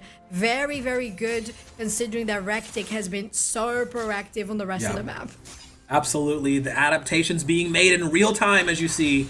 I love the presence of the red wards that I see on the map right now. Definitely showing a bit more confidence. So they're not stepping down. We did talk about how close game number 1 was in this series, and now they're looking to continue that momentum. See if they can keep it up as they are. Like we did say, they're up a few kills, up a little bit of gold, doing a little bit better, feeling it. I did say this first 10 minutes was very, very important for Waterloo, and they definitely know it just as well as I. Yeah, with Scrim getting 2 kills already, 150 gold. Bouncing to that name, that's going to be really good for this bot lane with the Orianna as well. They're showing that this can be a good pick as you can go for engages, but if you have a jungler on your back, that's going to be difficult to back out. Oh, the heal that wasn't used in the last fight in Overflow. Using it, giving them a good enough speed boost and a little bit of health topped off to stay alive. And the W that Alf had was actually put onto Int Overflow and not onto Scrim. Maybe a little bit of a misclick, but Int Overflow is completely out of the way, being untouched. And that last little skirmish, and looks like they're up to their old tricks, so when in doubt, send Raktik bot, because man was just buzzing around like a bee. Yeah, and that's what happened last game around, because you had that pressure in the top lane, and then you had the transition to the bot, and then getting the Drake as well. Senpai Cheese might get the auto attack. They don't. Perfect execution to take that one down. Very nicely done, Flinger. Oh man, Senpai Cheese had Ignite ready as well, I believe. Maybe looking for the auto Ignite, but unfortunately the damage burst was too much. He's out of range! Oh my god! Regretful Angel. Trying to get that lick back. Flinga, once again, showing us why he's a monstrous top laner. What a situation. Yeah, things getting pretty clutch, and so is the damage from this Xayah. Already Patkins taking down a lot of HP out of this guys? bar. Oh no, they're out of ward! Oh no, they're out of ward! Oh god! He's gonna let him go. They're going for Scrim. Okay. They'll still both get out. Both staying alive. Oh, he's dead. Yeah? Yeah, he's dead. Okay. Yeah. Alright, he got it in the end. In the end, Regretful Angel will get the fist into the face, but wow. Lax getting some nice damage onto Oracle here. No mana on the Swain. But Senpai Cheese is going for the flank here, but so is Raktik. Both junglers are going to collide. Crow! Oh no. Senpai Cheese is there. He's going ahead of his team, and he does a lot of damage. That close proximity Q will get the job done. Oh, Vornatus Alpha will manage to live, and unfortunately, Scrim too low to participate in the fight. And Overflow, this is a support Orianna, does not have the damage on her Q and her W to make things happen as QW Black faltering there in the 3v3. And oh man, remember how I said Raktik has a lot of games on Kane? Because it's definitely showing here. He's going back in. Flash QW. Exhausted though. Wow. Scram with the answer back. Oh no. Action all across the map as Senpaichi is in danger once again. Nearsighted Flinga. Flawless execution. Gonna get the job done. And Concordia, now they're warming up. Now they're getting back into the swing of things. Trying to shore up this distance with Plex. Ooh, I like that. Okay. Gets the charm, dashes through, managing to live for a little while longer. Bot lane though, I think that was such a good play from Raktik. At the same time, I don't know what happened there, if it was Scream out playing with the ulti or if it was the flash from Raktik that was a little too early, but it still managed to save the ADC from UW Black. Very, very nicely done there from Scream. They got that one, and now with a 3-0 score and more than 10 CS ahead, I think that is looking pretty nice for UW Black.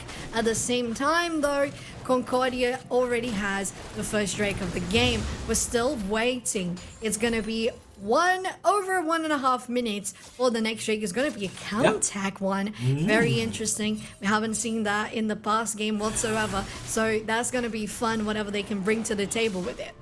Yeah, and meanwhile, all of that, we did see Raktik pick up Herald.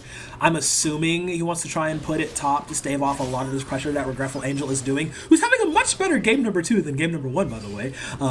Able to keep alive and, you know, put pressure on the Flinga, making Flinga go to different lanes. You see 5 plates of 3 in that top lane, and this is, like I said, 9-day difference. I mean, that's because Flinga just doesn't have the items yet. Akali not able to do Akali things just yet. There's still a considerable amount of damage. But the thing is, you fight a set, you best be prepared. Showstopper with the burst coming out. Flinga managing to get that kill. Ooh, command shockwave. Good flash from Alf though. Packins, unfortunately, the recipient of an ult Q auto, and he goes pop like a balloon. That's a double kill in the bot lane, double duo. Like I said, yep, gonna put the arrow top. I'm gonna try and get Flinga ahead. And Regretful Angel doing his best to stave off as much pressure as possible. Oh, that is so successful by University of Waterloo, because they knew that it was probable that Concordia was going to get the Herald in the top lane, so it was going to be a lot of plating gold for the side of Concordia. On the bot lane for UW Black, they said, well, we're going to take all the platings too, at least 2 of them they have, and also your 2 bot laners. With that, Senpaichi has control over the jungle. And going on to Patkins, they're gonna try to get it done. It's the final hour, and they finish it off. Oh man, this is cyberbullying. I just want to point that out. And Concordia will not stand for it, as they have channeled the teleport for Oracle. Ignite has been burned as well, I believe. And wow, the Swain damage is pretty scary right now. Managing to get that kill confirmed, and they burned a lot to get the kill, but taking down that jungler right as Dragon is already alive. They're definitely gonna be fine with that. Interestingly enough, I was saying Raktik was really dope for picking the Swain, and I mean picking the Kayn, and probably gonna go red, you know, the healing, the CC, etc., but no, he's going full damage, Prowler's Claw, blue assassin Kayn. I don't think they should do anything different than that, to be fair, because they are ahead.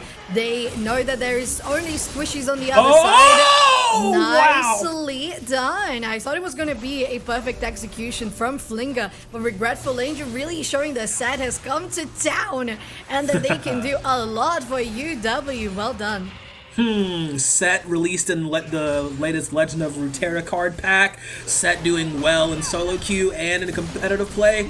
I don't think that's a coincidence. Oh wow, what a good command shockwave from Int Overflow, but good ultimate from Patkins to Featherstorm away from that. Had to build the flash and the heal though. This bot lane from Concordia is not having the best of games this time around. 6-0 for Scrim on this Varus. Yeah, Kane just around the corner. They have vision there. They don't know overflow. If they get one step too farther ahead, they're gonna get engaged. And there he goes. They're going straight for him, straight for Scrim. Has to burn the flash and the heal. Gets right under the tower. Swain W's there. TP is channeled. Everybody's coming in. It's a party over here.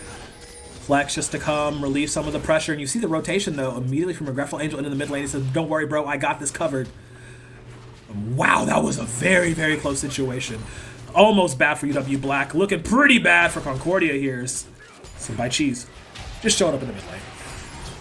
Yeah, some damage, Oracle, but Regretful Angel trying to get some back as well. They're gonna fight each other here in the jungle. They're gonna go for Wreck, take Senpai Cheese, at least tries to guarantee the buff. They steal it, and bot lane, Scream and Overflow are trying to take this one down. They get the last plating, and so does Flinger in the top lane. Doing very good job in trading those objectives. Regretful Angel might take this 1v1 if Flinger stays around though. He says, "Get away from my tower, you pesky kids." Gonna chase him out, and Plex, good baiting out, waiting for the ultimate. There's the charm.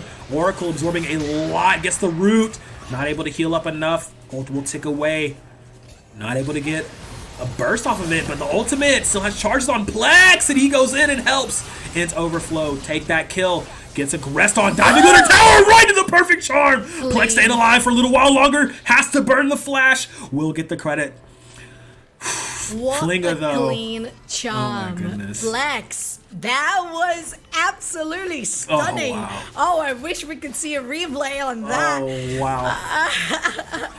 Yeah. Amazing. That was crazy, and he does manage to get the kill credit because I do believe tower aggro was the thing that took out Flinga, but they will get the bounty in the bot lane. All that work in bot lane by Scrimmin and Overflow, and they still lose their tower first? Pfft. I honestly would do some BM in all chat if I were Patkins right now, but that's just me. I'm a little bit of a toxic crow sometimes. But looking at the state of the map here, it's actually surprisingly close, right? All things considered. Yeah, it is.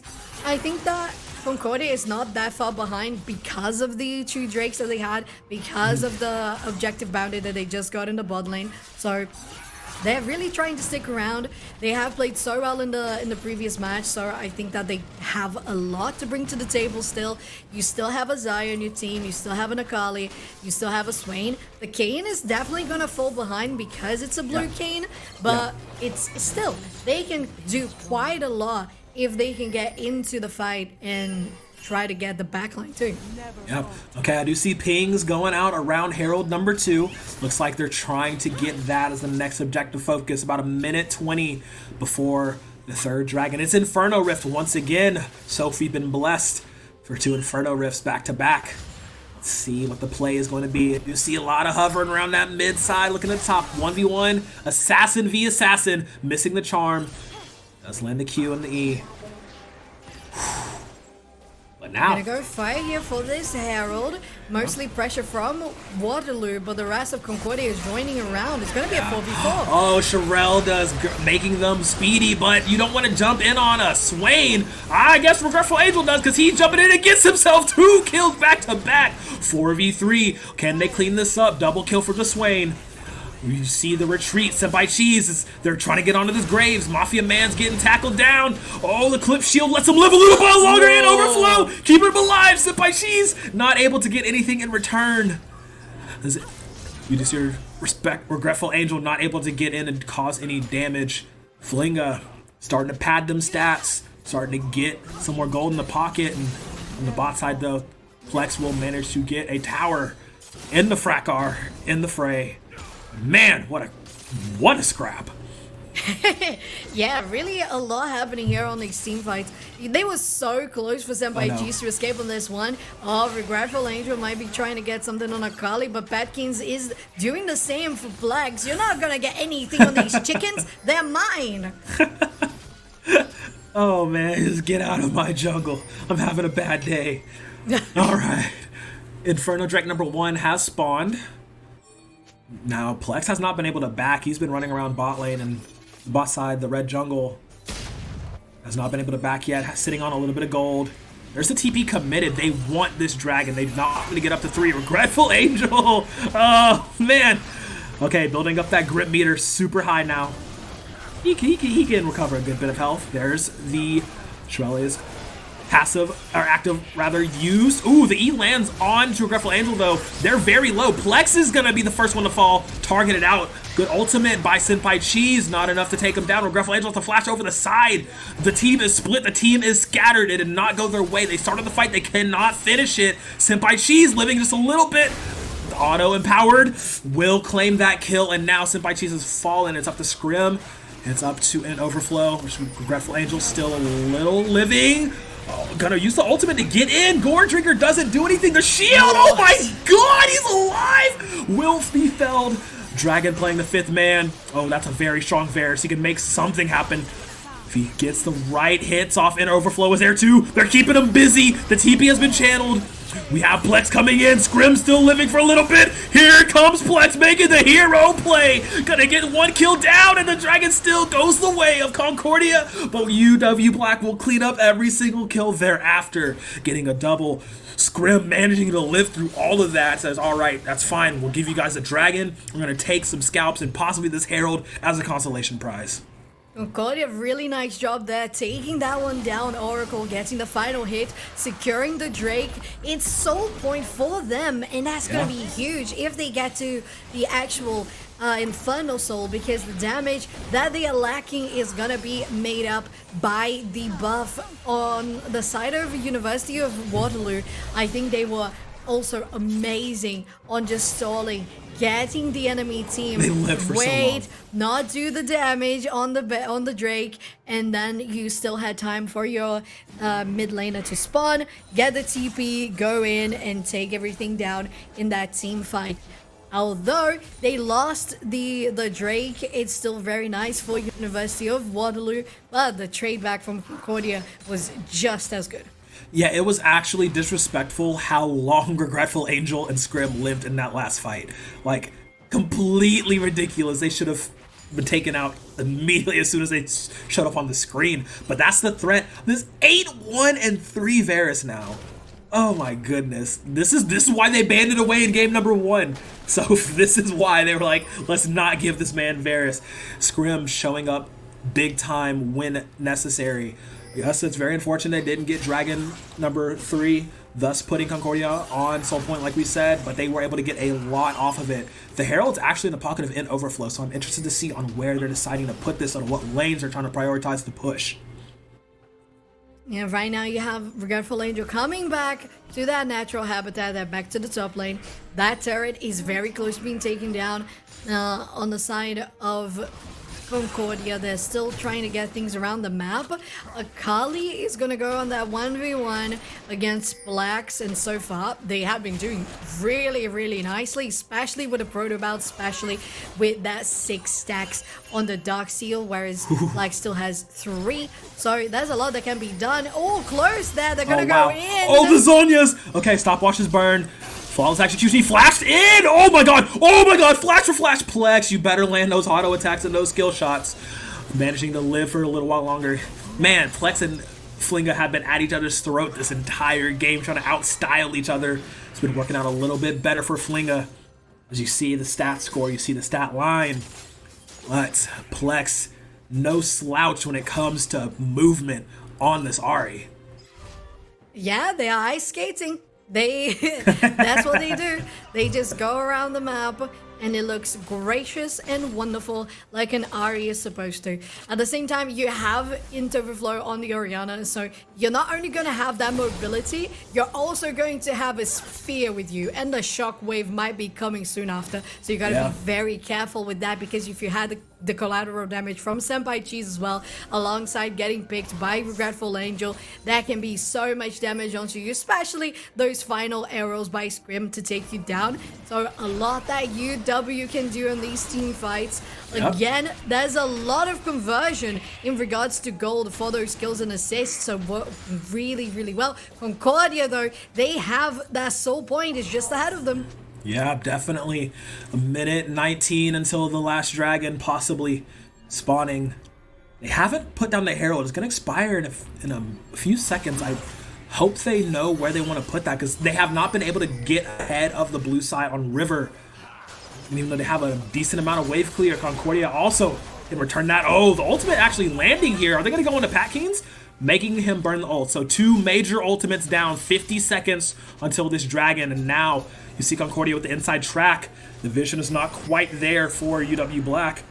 So now they're racing to make something happen. Herald about to expire, and the pocket event overflow has not decided to drop it yet. And Oracle's gonna get a tower in the top lane. They're a little panicky here.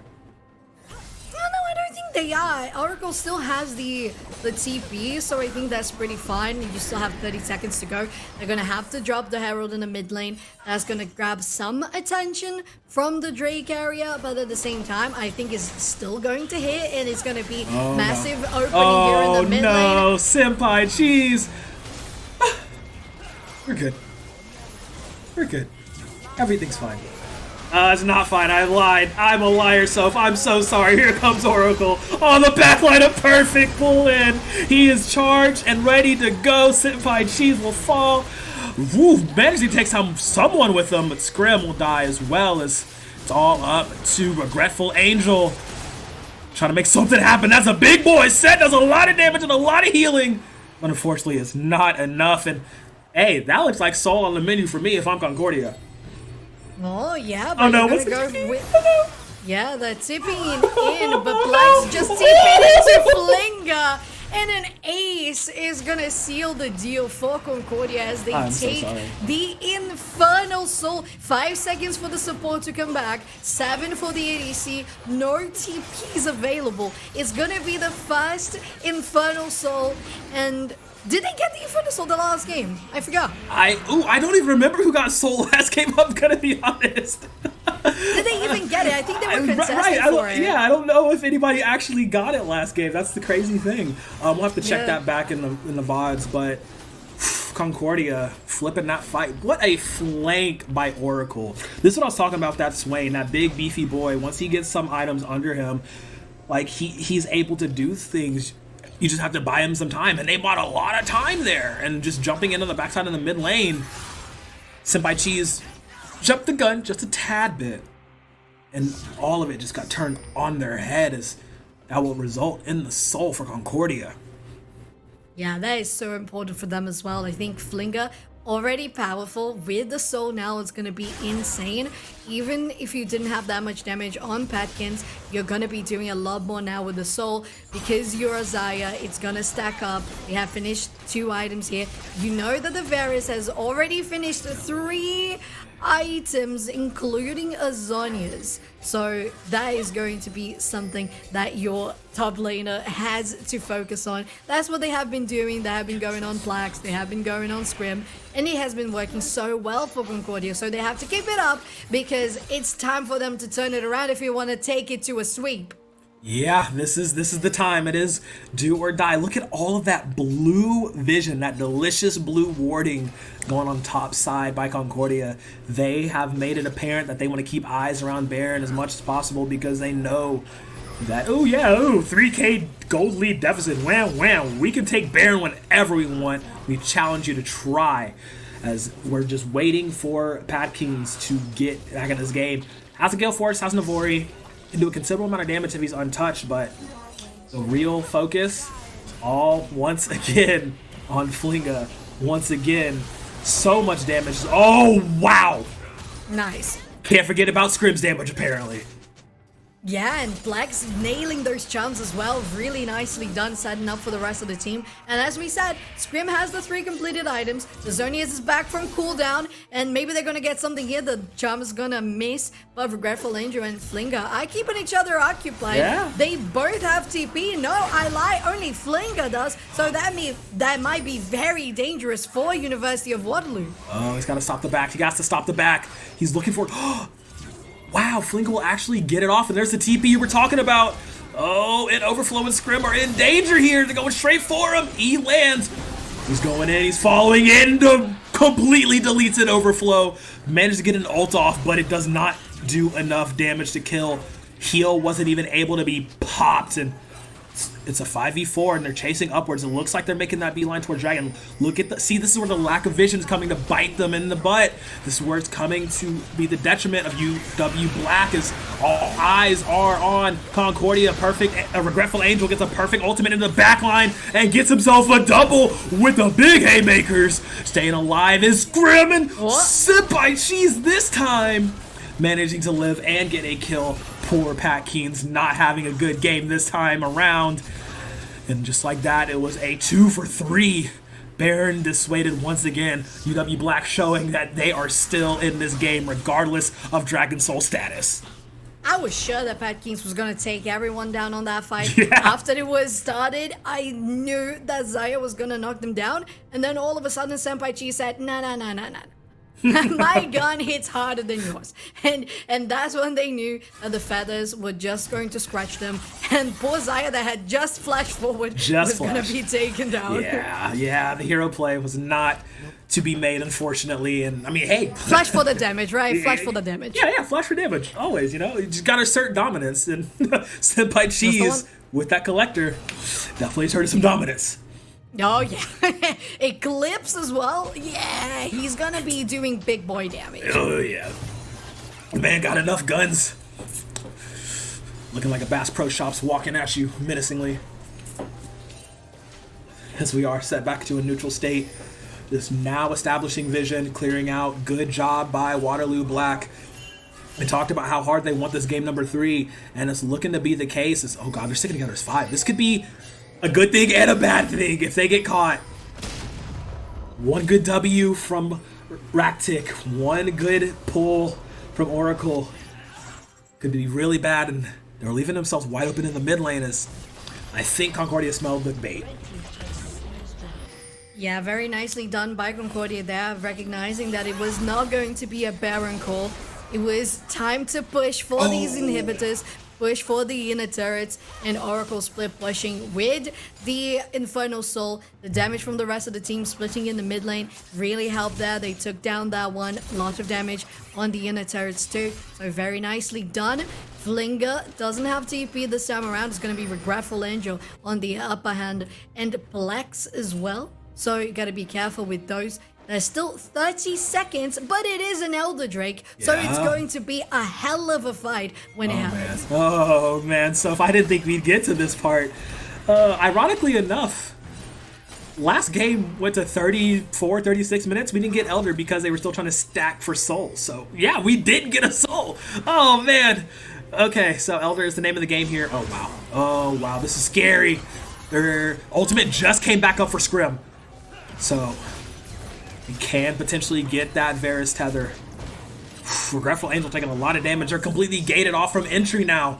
Gonna make Concordia make a choice here. Are they gonna go? They're gonna start up Elder. It's draining really fast. They have a lot of DPS and damage over time on this lineup, especially with that Infernal Soul. It's already at half.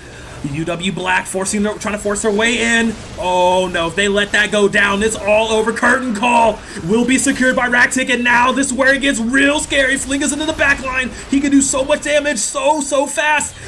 This is Ratkin jumping onto him. Ninga Flinga will take down Overflow. He gets a double. This is the cleanup. This is it. This is all of them going down. They gave away the Elder Dragon. They gave away the Soul, and they will give way to the aces. Concordia will clean it up and take everything and push straight down mid.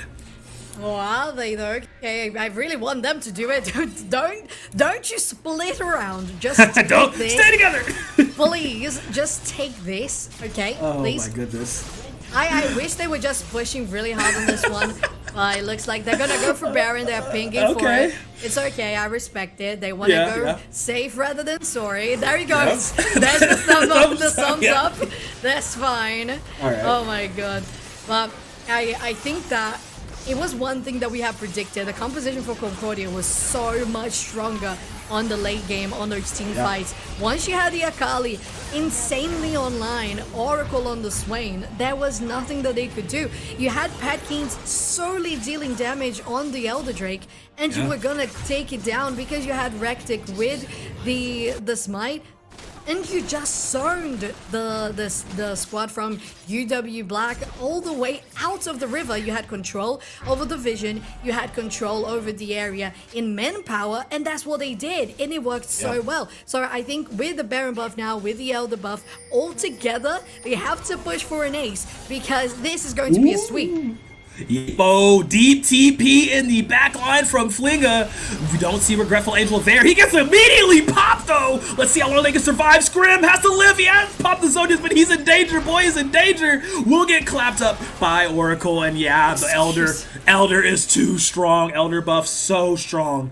They take down the bot lane of UW Black that's been doing so much work for them in this game number 2, but all the buffs are just so strong for Concordia. They've caught up in kills, they've caught up in gold, they've caught up in items. It's just so much for UW Black to try and get through. Dragon Soul, Elder Dragon plus Baron. Regretful Angel's going in. He takes out Packings, but there's still so much damage from Oracle. Raid Boss is there. They cannot kill him. And the assassin that is Raktik on this Kayn, managing to push them away as well. It's just Plex. It's just up to Plex and Senpai Cheese to survive as long as they can. Elder has worn off, I believe. They just have the Baron buff now, but wow! They actually managed to stay alive with just those two, but their base is slowly falling apart. And Concordia making sure that there are all the entrances to this base are going to be destructed. And even though I wish they had just taken the game there, I understand where you're coming from. It's just one thing that happens with collegiate. Sometimes teams have a hard time wrapping games up, and I think this is an example of it. Yeah, you had both buffs, you had everything to finish the game, but sometimes you just get a little nervous. Shaky fingers, you know how it goes. Yeah, just get into your own head, but it happens. So we're gonna go for the long game here, and Concordia knows that they have all on their hands to take it out. As you said, they have the soul. They took down the first Elder. They got the Baron. There's no buff. No, they still have the buff, but Oracle's gonna get engaged. Yep. Okay, they're trading top laner for mid laner here on both sides. You see Senpai Cheese. You see rather Regretful Angel getting aggressive on the top lane. He will live, but Oracle will fall. So that is a trade. But the super wave in the mid lane is calling their attention as this inner top tower. It's gonna go ahead and fall. And we're at this point in the game. I wanted to point out we're now Raktik on this assassin Kayn was actually able to assassinate people. It wasn't really doing it for me the first like 10 minutes, the first few minutes after his evolution. But now that he has items under his belt, it's just full damage all day long. And Oracle, soaking up as much as he can, will allow Flinga and Raktik to absolutely terrorize the backline. Well, Raktik going in on Senpai Cheese. They're gonna go for that finish, and it's gonna be the ulti taking them down. The thumbs up with the Rammus, and you can't escape the Assassin Kayn. You cannot. And they're gonna take this one down pretty easily. But what I want from Concordia is that they wrap this one up. Don't give your enemies any chance to come back around, because you don't want to make this a game 3. You would just want to finish this all out very nice and neat. Yeah, and you know, it's 36, so we're past the point of game number 1. I just dutifully believe that UW Black, it's a cheeky little launch, has the ability to make this comeback, but it's going to be really difficult. Elder spawning in 40 seconds. Senpai Cheese will be up, trying to go on to the weak link that has been Pat Keen's this game. 4, 8, and 10 on the Xayah, but you really want to be focusing out Flinga on the Akali, and especially now Raktik on this super destructive Kayn. But once again, they're just so far behind at this point where the vision is not in their favor, so as they stepped up, they can get collapsed on easily. Right now, they're going for Scrim. It's out of position. Good, Sherelda's. Cheese is going in. He's trying to make some damage happen. You're a squishy Graves. You can't be doing that. Look at the backline. Oh, no. Flinga is there. He's making it happen. There goes Overflow going down. There goes Cheese dying once again. Charmed up. Doesn't matter. Oracle is too strong. Yeah, nobody's falling on the side of Concordia. They don't want that game 3. They want to take it out in a 2-0. They will do so after a little bit of fight left in Regretful Angel. collects the last to fall, and that is the ace, and that is the base out of Concordia going up 2-0 over UW Black after a very long and arduous 2-game series. Now, to be fair, I don't think they were arduous at all. It might have been long, but I think it was Concordia all the way for both games. They had everything dominated, and with such a well-executed composition, I think that they had everything from the draft, from the get-go, to take this one out in a sweep fashion, and they did. But gosh, do I get nervous when these games start getting too long? Like, please, just, do you know the objective is to take down the Nexus, right? Look, they had to fight for it a little bit. It wasn't too easy. They got a little bit bot gapped there early, I'm not gonna lie. So that was pretty scary, but yeah, it was a very good job by Concordia to get that 2-0. We have another series for you guys, so we'll be back in a moment. I believe we have an interview as well. Yeah, interview. Okay, cool. We'll throw it to a break. We'll be back. We'll get it all squared away. I'll see you in a minute. Go. Get out of my face.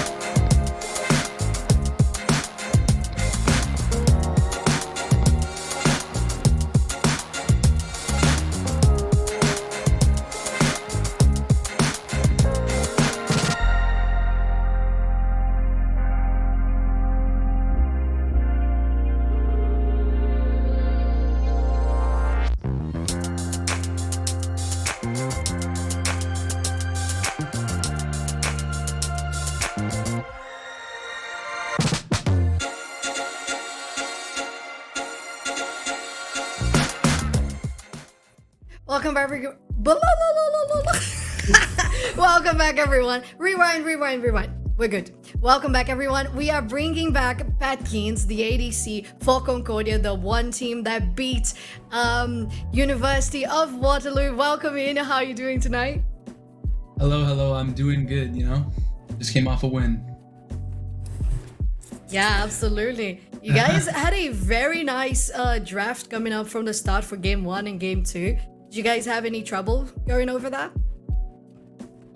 Okay, so draft, first game, it was a pretty good draft. We decided to go with the Aphelios in the bot lane, the Aurelia top. It was a pretty solid composition. We found that it was good to handle the enemy team. Heading into the second game, we were a little bit less sure on what the composition, who had the stronger composition, but we were able to make it work by, sort of playing through jungle, playing through top, and yeah, it worked out. Awesome. Man, that game number 2. It got a little rough there in the early. Was that just a little bit of a matchup knowledge? Because you don't really see the Varus Orianna played too often in this area. So how did you feel about that matchup? So Varus Orianna, I think not only was it the fact that I've never played versus an Orianna support. This guy was I believe a Grandmaster Orianna support one trick. So I definitely wasn't used to that. And also I just feel like something that I need to improve on as a player is I don't think I do that well in Varus matchups. I I'm trying to remember which team. I think it was University of North Carolina, but I may be wrong. We versed them the other week and they pulled out Varus Swain, and it wasn't my best bot lane performance, I would say, but it's a strong kill pressure lane, and me and Tien or Alpha Tien, we need to work on our Varus matchups more, I would say. The second game definitely wasn't a bot lane angle for the victory. Gotcha. Definitely understand. But yeah, that matchup knowledge, it can get pretty rough. I mean, I understand Varus is like playing dodgeball, so I definitely get that. So we're here, round 4, right?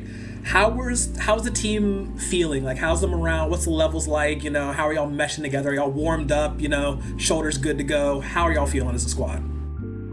We're pretty confident, you know. We're not flawless. We didn't have all these flawless victories, but we've been winning most of our games. And for the people that we have lost against, you know, I think we're clear on where we need to improve and what we need to do to win. We think that we stand a chance against every team in the bracket. I think there's only one team that we haven't faced so far, but yeah, we're feeling pretty confident. You know, with my boy Ningo Flinga in the top lane, my boy Ractic in the jungle, my Oracle mid lane, Alpha TN support. You know, it's feeling like a pretty good roster. We're all starting to feel pretty good playing together.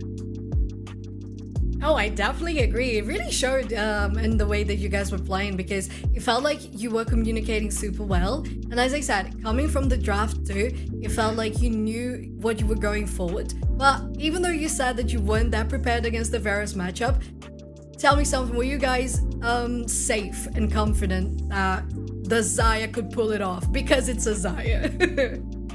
Yeah, I mean, Xayah is always a safety pick. You know, like, if you noticed in the game, there was a few times that Varus kind of just tried to ult me or flash ult me, you know. Because I'm Xayah, I could just click R and I avoid that possibility, you know. So they couldn't really go off picking me to start a fight. It didn't really happen, like, after laning phase. And so, you know, we established, like, once the game was in loading screen, that we were going to play more for jungle this game. And so we were trying to, you know, track Graves and get our jungler ahead. It was never really a game that we were relying on jungle ADC to carry. Sorry.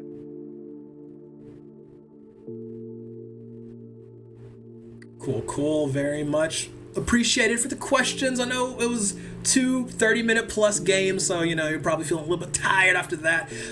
Thank you so much for joining us, and have a great night. You know, get some rest, get some food, do whatever it is people do nowadays. All right. Yeah, you guys have a good night too. Yeah, congratulations once again. All right, we're having that wrapped up. It doesn't mean that there is no more League of Legends on A-Star League. Yes, we do. It's gonna come after a quick break. We gotta get everything ready, but it's still going to be a nice matchup. Maybe we're gonna have on the screen as well what's going to be our schedule. And there's still a lot of League of Legends to go. One best of 3. So Shen and Crow, we're coming next to you after this break.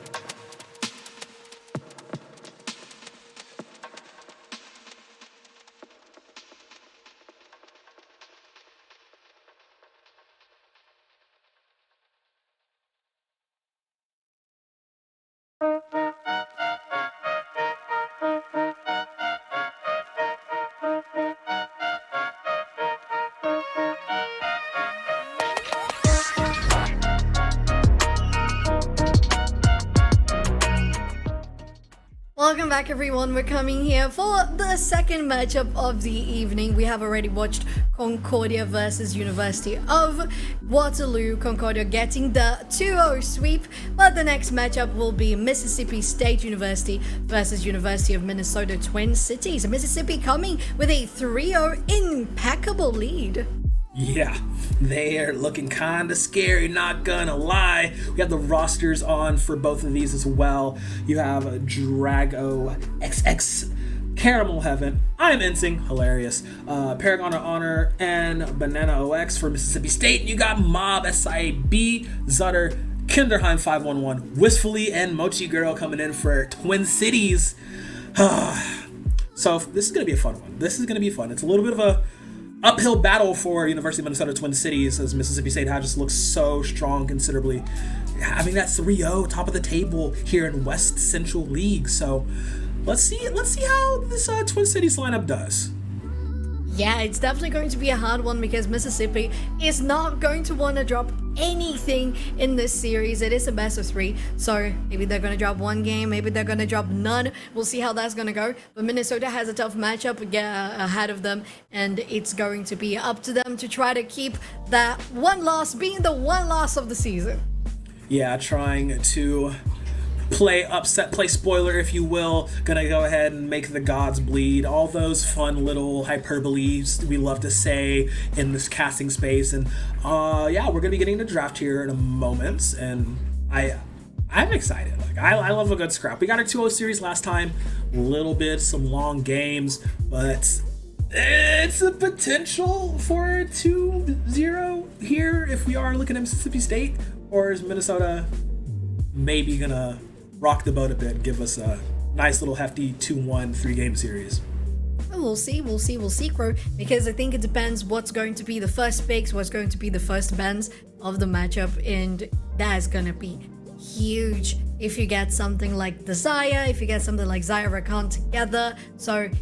So far in the season, it has been very predominant to have that focus on the bot lane for those early bans. So something along those lines, taking out the Zeri, taking out the Jinx, no hyper carries on the table, because you know how it goes. They just run you down. Yeah, we kind of saw that in the last series. I mean, even though homeboy on the Zaya wasn't having the best early, it did not matter because late game, smooth sailing. So no hyper carries, still very strong. Mid lane, we're looking at some assassin play, or we're looking at some mage play. You know, like what are these two mid laners playing? How are they feeling? We're doing some control mages.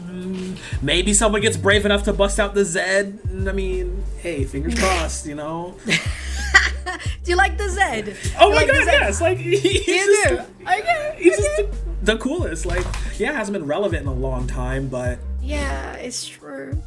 I think the fan fiction counterpart for Zed, which is usually the Syndra for the love companion, I think Syndra might be in play instead of a Zed, since you had that execute update onto the unleashed power from Syndra. It can get so good in the later stages of the game. If you have a tank, no matter, we're taking you down, and that's all because they changed that one thing in the kit, just like when they changed that one thing in the Arya kit, allowing her to have even more mobility with her ulti. So it's those things that bring some of those mid laners back onto the table. And talking about mid laners, we have Anifia being the first ban for Minnesota. We have seen this ban quite a lot today, haven't we? Yeah, I mean, we saw what it did last series rather. Just so much CC, so much time to work with, you know, just allowing for so many opportunities. Going to take off the karma as well.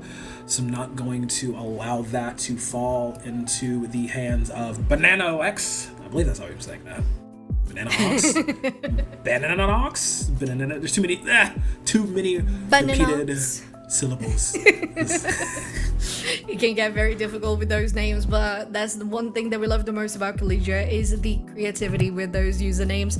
Mississippi is gonna line up the first round of bans with the Khazix, with the Fiora, with the Na, so everything's gonna be focused on top lane and that jungle. On the side of Minnesota, they are going all in for everywhere. They have a mid lane, they have a support, they have a jungler, and the first lock-in for Mississippi will be the Jax. Ooh, wow, okay, first pick Jax out the gate. showing that they want to fight. But you know who hasn't been banned? The Annie. And it looks like Twin Cities are hovering that one with intent. I honestly, I say lock it in. Lock it in. Yeah. Ooh, insta lock Annie Gragas. Okay. Yeah, I do see the Gragas coming out a lot as an answer into that Jax. If it doesn't lose, it just goes even. So, solid pickup. Yeah, I think that's super solid as well. Gragas has been doing really well in the season. Sejuani is going to be a nice counter in the jungle. I like that. A lot of mobility, as well as having so much CC and being good front line too. I think that's a nice counter pick. And any overall in the mid lane has been so good. You have the potential of stunning and getting the AoE damage so nicely done, and pairing up with that Gragas can be so good. On the side of Mississippi State, the roster looking a little too blue. They're bringing in the pink. Seraphine is going to come into play. We'll see if she's going to be on their support side or if she's going to do something in the mid lane. Yeah, that is always the question. Is it the support Seraphine or is it the mid queen? The insta-lock here, getting that Xayah. We've been seeing her a lot. We know how potent she can be regardless of who pilots her. Just late game insurance policy there. And gonna get that pickup by Twin Cities, and let's see what the response is. We're getting to ban phase 2. Gonna take out the Senna, so no Senna Seraphine, not having all that long range damage and engage. They're gonna take that off the table. Immediately bans the Varus too. Okay.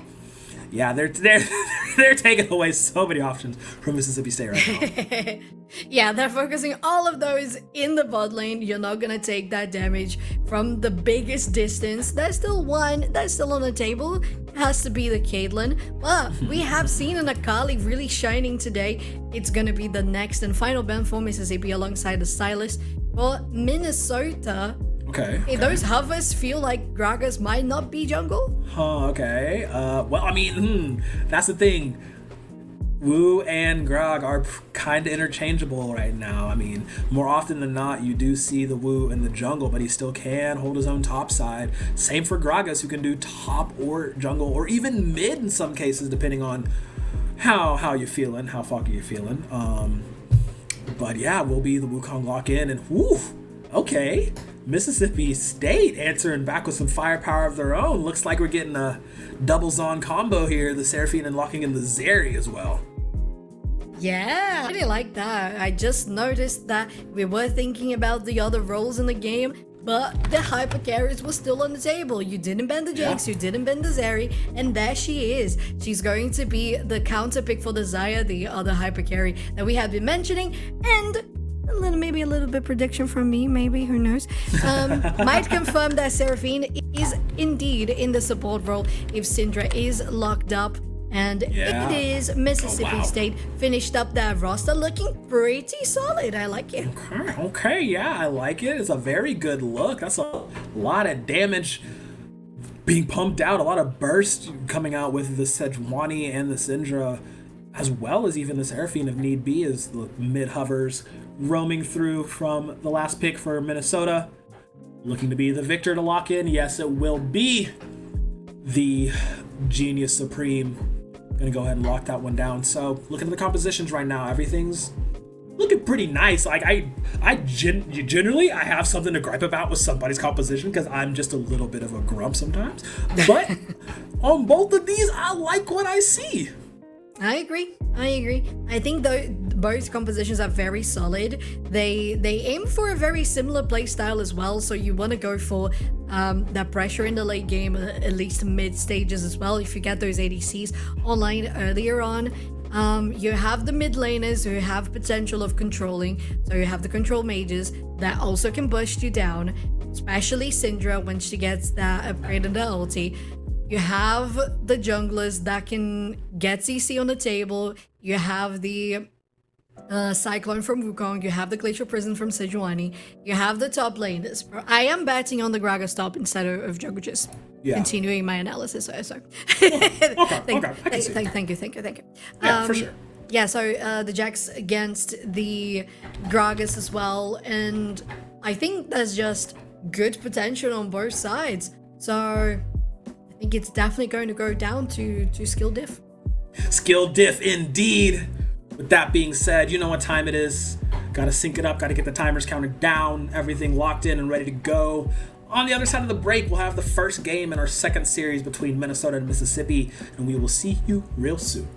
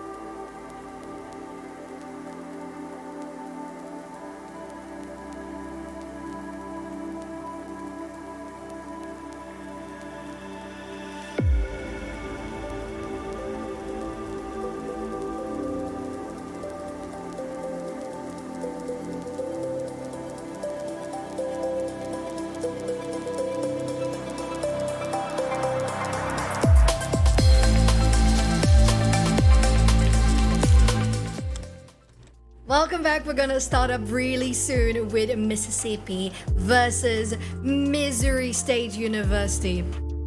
Minnesota, I'm Close. sorry. It's okay, I get it mixed up too. They're right there. Oh man, it's so many M's and S's and oh my god, I'm sorry. I apologize. Not being You're from right. the US, these names can get a little complicated sometimes. But we have it here. The roster, Mississippi on the blue side, Minnesota on the red. Pro and Sofjan, we're getting this one started for our second series of the evening. Yep. Gonna get into it here real close. A battle of the North versus the battle of the South. I mean, hey, I'm a Southern boy, so you know where my loyalties lie right now. Mississippi State. Hey, I mean, look, you may not have a good football team, but let's see if your league team is any better as they're looking to take on Minnesota, keep that win streak alive. I mean, this is the composition to do it. Like, you look all across from top to bottom. Jack, Sedge, Sarah, Zeri, Syndra, like, that's a very strong composition. But it's nothing to scoff at on the Twin Cities lineup. I mean, Gragas just is so much. Gragas, Wukong, and Bash Brothers reunited? Like, insane. Oh yeah, and having Mississippi on a 3-0 score for this season, it definitely is going to give them that extra boost to keep on going, get that 4-0, maybe even get to that 4-0 by a sweep today. At the same time, Minnesota's going to fight even harder, try to deny that next win in the impeccable record of Mississippi, trying to get that 2-2 on their record and increasing even more their win percentage. I think one thing that we had discussed, Grow, is how we like both of these rosters. I don't think there's anything that we would change about them. They just look very good and solid together. Absolutely. Very coherent, very clear vision on how they want to play both of their gameplay, like what they want to accomplish, how they want to do things. So no, there's not really many guessing games, right? Like, it's great to have such clear, concise compositions to, speculate and talk about. I'm very interested to see how this mid lane matchup is going to go. Syndra, Victor, ooh, yeah, control mages, woo, yeah, burst mages, like just throwing all the skill shots and targeted abilities. Syndra, very gankable. All she has to really defend herself is this guy of the week, and even so, that's a combination move to try and dissuade the jumping Wukong or the jumping in Gragas, or the multitude of stuns that can be from the Annie, right? So very, very clear points to attack in this mid lane, and hopefully we can see Zutter capitalize on that. Yeah, we sure hope so that both of these teams are going to do a great job in the matchup, because in regards to the draft, we said it, very competitive. Doesn't look like anyone has any step back in how they're going to play. It's going to be very similar, so maybe it's going to go down to skill diff. We'll see how that's going to go. If it's going to be something in regards to champion diff as well, who knows? You have a Zeri, you have a Zaya. They sound a little similar. One's with a Z, one's with an X. Same sounds, different letters. We love phonetics. It's so much fun. Oh my goodness. Yeah, definitely ready. As the players are ready, you just see a little bit of chicanery and shenanigans going off to start. Mob and Draga just saying hello, just giving you a nice little tap on the head. Yeah, nothing happening so far, just everyone scouting for their jungles, defending the vision. You have one scouting board there in the red, they're close to the red buff. Nothing else coming in regards to deep vision. They're just gonna stay within their areas and maybe try to get a collapse here in the bot lane, though. Both of them are coming from different sides. Shh, very sneaky, don't say anything out loud. Very sneaky, hunting wabbits out here. Yeah. Oh man, this is gonna be so scary. See, that's the thing with the Annie changes, the stun ready on spawn. I love it. It's so good. It's so good. You don't have to stack, you don't have to have minions. It just makes all the difference. Yeah. Who would have thought the return of Annie, all they had to do was literally change her entire kit? Oh my, oh my. Alrighty, we had the top lane here for Mississippi. Getting the leash, bot lane didn't do anything spicy at all. Mochigo getting that stun. Well, it's gonna be damage coming back from Caramel Heaven though. Ooh, Mochi gonna take a lot of damage. Really, Seraphine gonna eat as well. The squishy spellcaster supports, you know, like, yeah, they can do some cool damage and some stuns, but you give them as much as a strong breeze and they'll fall right over. Both already having to take some of their potions. And if I'm looking at consistent damage, yeah, you're looking at Seraphine. The auto passive gonna do some work as well. Caramel Heaven flashing forward, certified Zeri moment, gonna get first blood. Ignite and Flash already burned by Mochi Girl. Caramel Heaven burning Flash cleanse to get the job done. And still very nicely done. You are always going to get the... always going to take that first blood for the 2 summoner spells, especially if the enemy has already burned their summoner spells as well. You have the upper hand, you're gonna push in, shove this lane. Maybe they're gonna get something out of it if they can freeze it. Yeah, look at Zutter. Look at Zutter. Look at Zutter, though. Yeah. Completely behind enemy lines. Caramel Heaven, no flash to their name. Wistfully baiting. Baited a little too hard, I might think, is they're trying to give the kill over to Zutter. No, don't let him get away. No way. Oh, okay, he is level 3, so we can chase onto this. Yeah. Q's gonna bonk. Mochi Girl trying to walk down Yubs. Gonna take it. Supportal combat. Wistfully might have wanted to be alive. Unfortunately, not gonna get that second kill assist credit.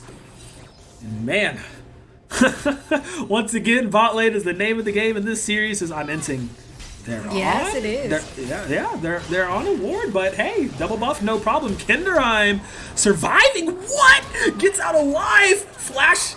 Paragon of Honor just to get that kill confirmed, but now double buffs are on Zutter. He does have flash of his own. Conqueror proc is there. Gonna use the E to dash in. Q ready and waiting to go on cooldown. Extended auto attack range, and yes, we'll get it. We'll get caught out. Can he survive? Can he survive? Has flash? All right. He's chilling. He's chilling. Well, it was all that was coming from that fight in the bot lane. It was from the pressure from Mississippi. They managed to get that going, but the gank from Zutter was coming around. I'm minting as well, and they are back again. Wukong in the bot side. They are just gonna drop some vision. They've taken the Scuttle Crab. The top one is gonna go for Sejuani, and at least they've started to breathe a little bit. Maybe focusing on farm. No, not in the top lane though. Oh, Drago X is dropping very low. Mob is wow. He's out of mana. He's out of mana though. He may be out of mana, but he ain't out of options, I believe. But no, first strike. Gragas doing what he does best, and yeah, just gonna take that and leave out. Woo. I love Seraphine's voice. I mean, I know we're supposed to hate Seraphine, but like. No, you're not supposed to. No, yes, I am a Seraphine stan. Okay. We love Seraphine in this household. Do we love Yumi too? Yes, we do. Do you love Yumi? What? Really? I mean, look, I've been a dog all my life. I've got that dog in me still. Like, I just, I like cats, but I don't like Yumi.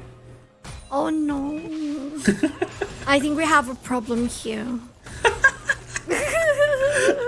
I mean, I'm not saying like kill the cat, blah blah blah blah blah, but I'm just not a Yumi fan. Oh, I thought you had me with the Seraphine comment. That's very sad, Crow. I'm very disappointed. Look, she's the pop star, but the Bracken Slaughter celebration I cannot stand for. Justice for Skarner and his people. Well, there you've got a point. But what has Yumi done of wrong? She's just a cat. I mean, yeah, but ... I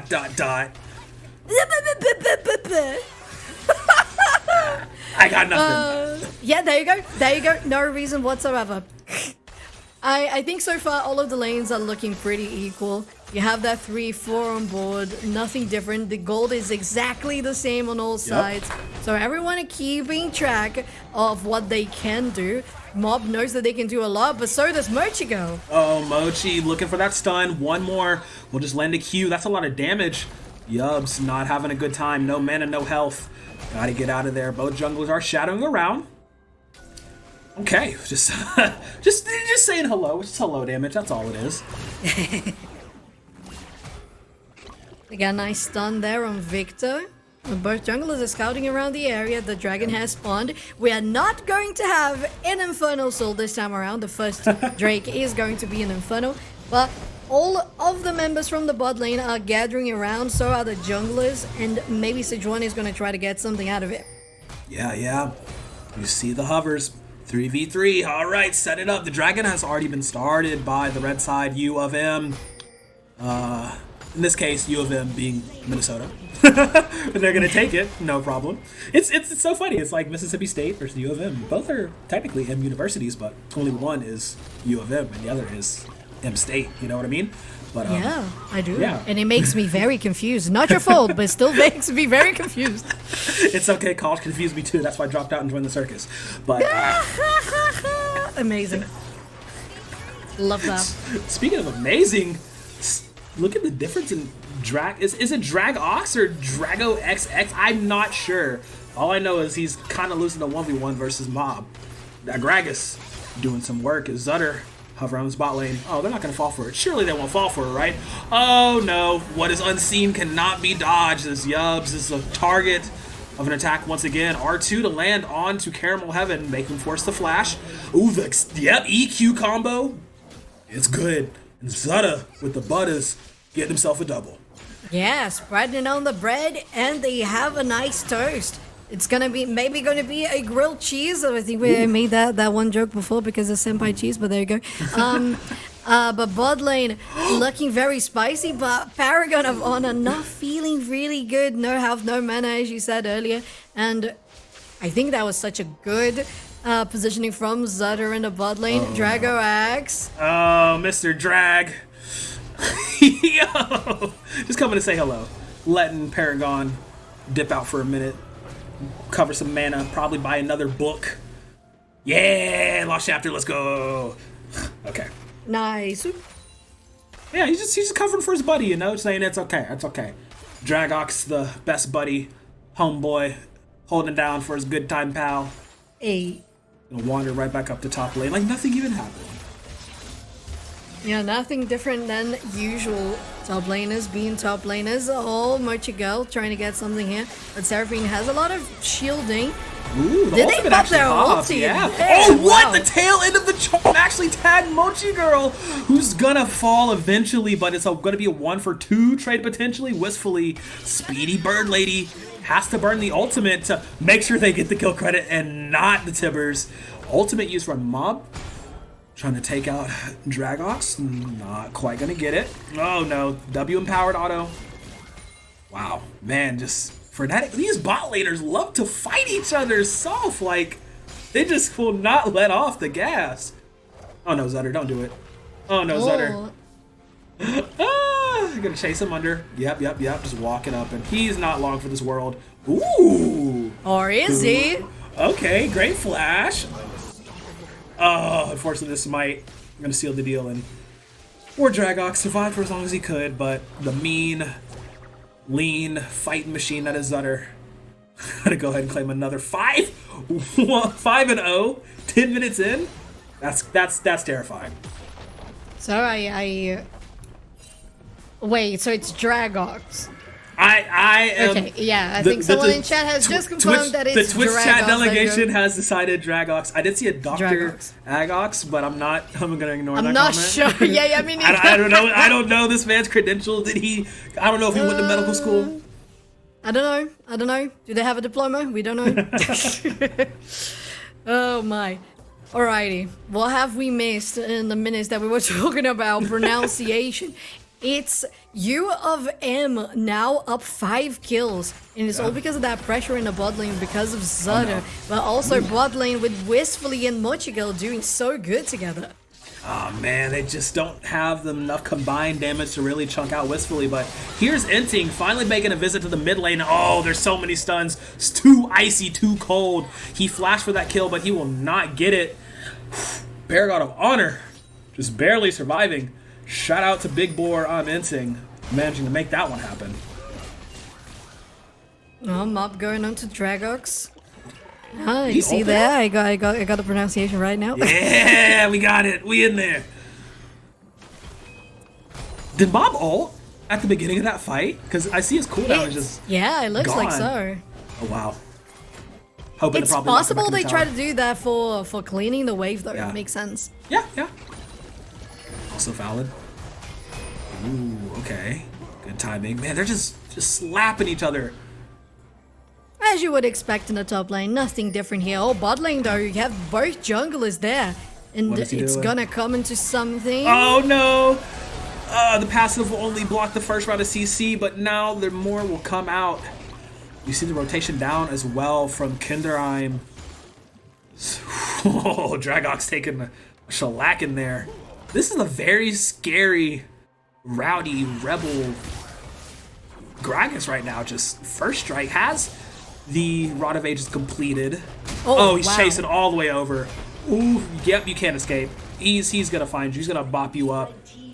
Oh, What? Wait. Oh, that's cheeky. That's cheeky. What? What? That's is that respect or is that allowed? Is that allowed? Is that allowed? Flash Timbers, ult, boom, bam, gone. Mochi Girl says, nah, forget that. Respect's out the window. We're taking your life. Gonna go ahead and claim that kill for themselves. Bloodthirsty supports. Love to see it. Zaga the Dragon and a kill for the Troubles. And ooh, Soph, we got a Hextech Rift. And Paragon Step. Well, that was really fast. Amenting tried to get something here, taking down the CS. But it's a Hextech Soul, as you said. That's gonna be pretty fun. U of M pretty much ahead already on 2 Drakes, taking down most of the platings in the bot lane, taking down most of the platings in the top. Really doing a beating on Dragox, and they are really out damaging this Jax at this point. But it's bound to happen. The Jax is still gonna need to finish his first item to try to do something, and once we get a 5v5, he's gonna be able to do a lot. Right. I mean, you do see sometimes Jax rush their duelist item, whether that be the Blade of the Ruin King or, you know, Ravenous, whatever have you, but Dragox opting to try and go for their Mythic first, and unfortunately for him, Mob is just so strong. Flashes for it, and he's going to get it. I'm Inting trying to Arctic Assault interrupt. Fortunately not going to be the case. Does have the ult. Hasn't used it yet, I believe. Yeah, still has it on there. Paragon of Honor also rotating up, but the wave is just in such a state, and they just cannot chase onto this big boy. Literally getting away with murder. Mochi Girl, they are so confident here in the bot lane. Look at that, just spamming those emotes as well. Wistfully, Mochi Girl, they have everything under control. The 3, 1, and 3. Xayah, 140 CS, and that finished Kraken Slayer. Right, but they're taking advantage of it. Yep, pre-15-minute tower. Gonna go ahead and go the way of U of M. Get that first brick, bonus gold. And right now, Minnesota firmly in the lead on all aspects. Let's see how well they can push this all the way through. Oh my god, he's just walking at him. There's nothing Caramel Heaven can do. Bloodthirsty Shield will be popped and they will survive a little bit longer, but wow. The damage output from Wistfully here, this early Kraken Slayer, just so potent. Yeah, that shield bow didn't have anything on the Xayah. It was just a little bit of healing, a little bit of shielding, and it helped Caramel Heaven to survive, but still the Xayah is so farther ahead. They're going to try to get it in core, but they whiff. Very unfortunate in that engage here, trying to help Paragon of Honor, trying to get this team back on track. They're falling behind on 5k now as they engage here in the top lane. Yep, they are onto the poor drag. And yeah, he's gonna go down. Wait, how did Bob get the credit on that? What? Was it the barrel? Was it the Q? Oh my goodness. I think I heard the barrel. Oh my goodness. Okay, Zutter's probably fine with it. Yeah. Talking about barrel, something that rhymes with barrel is Herald, and the Herald's going to be popped in the top lane. They're going to take that one down pretty easily. Full gold for the Gragas. He get two. I'm ending. Tinder couldn't flash it, and the kill credit goes on to Paragon of Honor. That's very good. Get that Syndra as beefy as possible because she's gonna be your saving grace in this mid lane. As Wistfully and Mochi Girl getting caught out here, calling ambulance, but not for me, says Wistfully. As Mochi Girl gonna drop Tippers on the back line, holding off 2 champions is just Tippers and gets recalled, so Paragon of Honor can't use the W. Wistfully getting whittled down slowly but surely will finally fall. Mochi Girl not long for this world. Also, ooh, managed to flash. Okay, thumbs up, A-okay, escape is there. But wow, so much committed by Mississippi State just for that one kill and a few sums. And while that happened, I think it was just a stall. Minnesota was just taking those 3 champions. Was it 3 or was it 4 that were onto them in the top lane? Meanwhile, Mob and the Herald were throwing up a party, an afternoon tea party, and they took down top turret T1, T2. Yeah. And they pushed that really hard. There's going to be a lot of gold in the pockets Caramel, of that. Very close here. You can't really do anything about it, can you? You cannot. Step to the left. Oh no. Okay, let's see. Can Kinderheim get out? Here's Dragox. Here is I'm Ensing, and yo, Tex Gate OP. They're literally trading. What's going on here? That's so funny. Oh my god. Mop and now Mop and Sutter, Bash Bros are here to provide distraction. I love Hex Tech Rip so much for that very reason. Oh, it's amazing, isn't it? We have objective bounties on the board for Mississippi State University, so that can be some sort of a push-up for them. But it's still U of M all day long. They have control of the Drake. They have Wistfully just alone in this mid lane, but still being so aggressive about it. So they have full confidence that they're going to be okay. They have vision around the area. And even though there was vision from the Scuttle Crab for Mississippi State, they knew they had to concede that one. It's going to be sole point for Minnesota Twin Cities. Oh my goodness. Wistfully's like, no ult, no flash, no gale force, no problem. I ain't scared. My mama raised a fighter, just walking at the 3 members of Mississippi State because they're so far ahead right now. They know they can't do anything. Just Mochi holding onto that stun. Uh-oh. Kinderheim, I saw that Hex Gate. Maybe looking for that top lane wave. Yeah, they're going in now. There's the Featherstorm. There's the Tibbers. Ooh, good charm by Yubs. They could potentially turn this. Caramel Heaven is here. Great disengaged barrel by Mob, who will just dash away. They get away with it. They can't keep getting away with this. Zutter will be spot on a ward. He was going for something sneaky. Now Dragox jumping onto him. Going back in now. Mochi Girl has a stun ready again. Point click. CC is there. They're funneled into this corner. You don't want to do that. This is a very bad spot. Shooting fish in a barrel. Wistfully dropping low. Here's Kinderheim on the back line. Taking out Enting. There will be Mob taking out Yubs. And yeah, the rest of UM still fighting. Caramel Heaven now in a position where they can do some damage. Q. Do whatever you can. Paragon of Honor to Caramel Heaven. Hefty amounts of damage. 2 low blinking health bars, but not enough pressure to push forward. Very close, though. Very close. I think Mississippi State had a nice fight on this one. Paragon of Honor took... I mean, it wasn't a kill for them, but they basically had that execute. I mean, yeah, it's not an execute just yet. They're still very... Just yet. Early in the stacking of that passive, but definitely a lot of damage. The takedown for Caramel Heaven. It's going to be nice in the hands of the ADC. So very nicely executed that fight for them. As I said, there's still a lot that they can do because of the objective bounties on the board. So if they get one of these outer turrets, maybe 2, it would be very, very Mochi? good for them. Mochi Girl, though, Mochi? going on a 1v1, turning into a 3v1, and they can just easily escape. Maybe they one day they're gonna take down the mid laner. You know you're in a bad way when support mage can almost 1v1 your mid lane mage. Ooh, wow. Flash burned by Yubs. Yeah, Seraphine saying, "Get me out of here." Lands the double Q. Gonna get the slow up. Here's Bobby.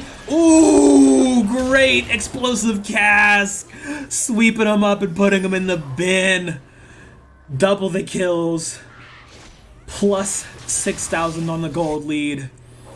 U of M, Minnesota, proving that they are just absolutely outplaying Mississippi State. Yeah, Minnesota Twin Cities got that advantage, and they said this is going to be Baron time. They have Wistfully. It's a Xayah. The Xayah with 2 completed items, 4, 2, and 6. They can take this down. They are melting it, and even with the Hextech Drakes, they have no clue that the enemy's doing it. Even if they do, no pings have been on the board, so I think it was very sneaky. And even though that was the case, U of M manages to take that one down. It's starting to get a little too hard for Mississippi to turn back around. Yeah, they're reaching the point of no return.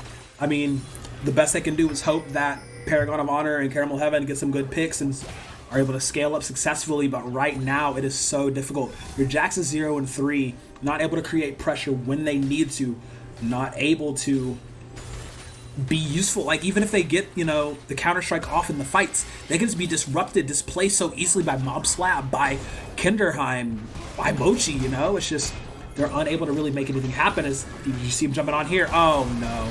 Oh, my goodness. Just like I said, both of these two champions jumping on the Mochi now. Ultimate is popped. Passive is stacking, but his health bar is falling. And, like, once again, thumbs up by the Moch. Now will be the top laner falling. I think aside from the Q and the R, I think that's the That's other the other ability that Mochi key, yeah. has been using all the game. They're gonna rotate here. They're gonna take some of their champions on that bottom lane. Some of them in the mid lane. They're gonna take this one down with the buffed up minions. Oh, wow, and Zutter Zutter. goes in. Oh, wow, Zutter. Oh, wow. Making it happen. Q1, Q2. They got Baron. They can have all the bullets in the barrel, and they're pulling the trigger. This is University of Minnesota making it look so easy. 5 strong plus Tibbers. That's 6. We're gonna count them 2. They're gonna take an inhibitor, and they're gonna take a gate, and they're gonna get out. Zutter, he has to take the scenic route, but wow, absolute domination. Hextech Soul up here in 3, looking like they're gonna back and reroute over to that. Yeah, absolutely. Get the reset. Go straight for that Drake. It's going to be an easy peasy soul. Still 2 champions respawning on the side of Mississippi State. Dragox on the other side of the map still have TP. So does Paragon of Honor. So all TPs available on all sides, but it's still going to be an easy pick for University of Minnesota Twin Cities. They get their soul. Very quick one on 23 minutes in the game. Total domination for the red side. Soph, I just realized Mississippi State has not even gotten a turret yet. Oh yeah. They're straight zeros up on the top. Lots of goose eggs up there. Oh man. Not a good look. And we were like, yeah, this squad is gonna be difficult. Like, this squad is gonna be they got the sauce, and I mean, it's a pretty rancid sauce right now. It's looking more like a roux. That's accurate, yeah. That's accurate. It is. Yeah. I'm trying to find an answer. Zutter gonna walk into 3. Shadow Clone, stupid. Gonna jump out, pop the ultimate. Dragox just falling so fast. That is a paper thin. Jax is inting. Living up to that name right there. Gonna go ahead and drop his. Going back to the gray screen, and now all 5 strong. Health bars topped off. Not a decent sized wave. They can march this in. Super wave coming through the mid lane. Looking like University of Minnesota Twin Cities are trying to end this. Dragon's going to jump in. Got to the counter-strike on a 2, but it doesn't do anything. Neither does Yub's Charm.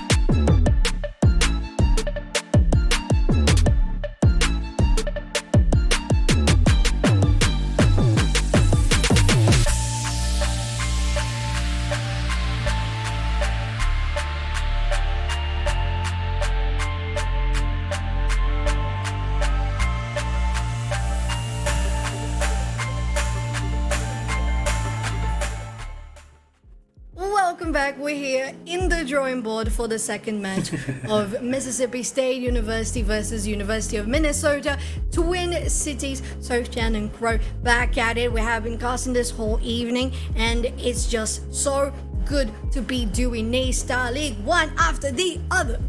Oh yeah. First series was spicy, 35-minute plus bangers. This one, however, man, that was a little bit of a quickie. I feel like I need a cold shower after that one. It was just a cold shower. Kind of wild with how well Twin Cities did here, and we're looking to see if they can make it a repeat affair with game number 2, or I mean, Mississippi State. Look, the gauntlet has been thrown because clearly they were ready. They were 100% ready. Oh, they were so ready. And that's one thing that we were saying. If Minnesota Twin Cities has gotten to round 4 of League of Legends play on A-Star League, 2-1, with that performance that we have just watched, who beat you? Who hurt you? Who got you in this situation that have you guys playing this way? Okay, I don't mind it. If it gets the job done, then it gets the job done. Yep, job done, but job's not finished, unfortunately. They have to win one more to get that 2-0, and I cannot sing the praises of Mob Slab and Zutter enough, because these two, that top jungle duo, absolutely maddening. Like, I see Twitch chat keeps saying Mob is a freshman. Like, we got the young prodigy coming in, just saying, there you go. It's whatever, year 1, let's get it done. And Grog's play was so good. Let's see if they can keep it up, though. It's getting ready, geared up for game number 2. There's some things that need to be changed.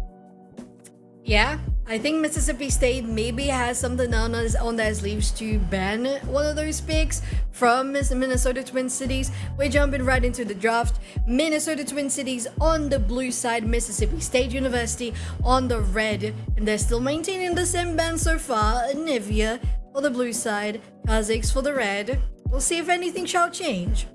Yeah, see if anything is going to change out of the ordinary.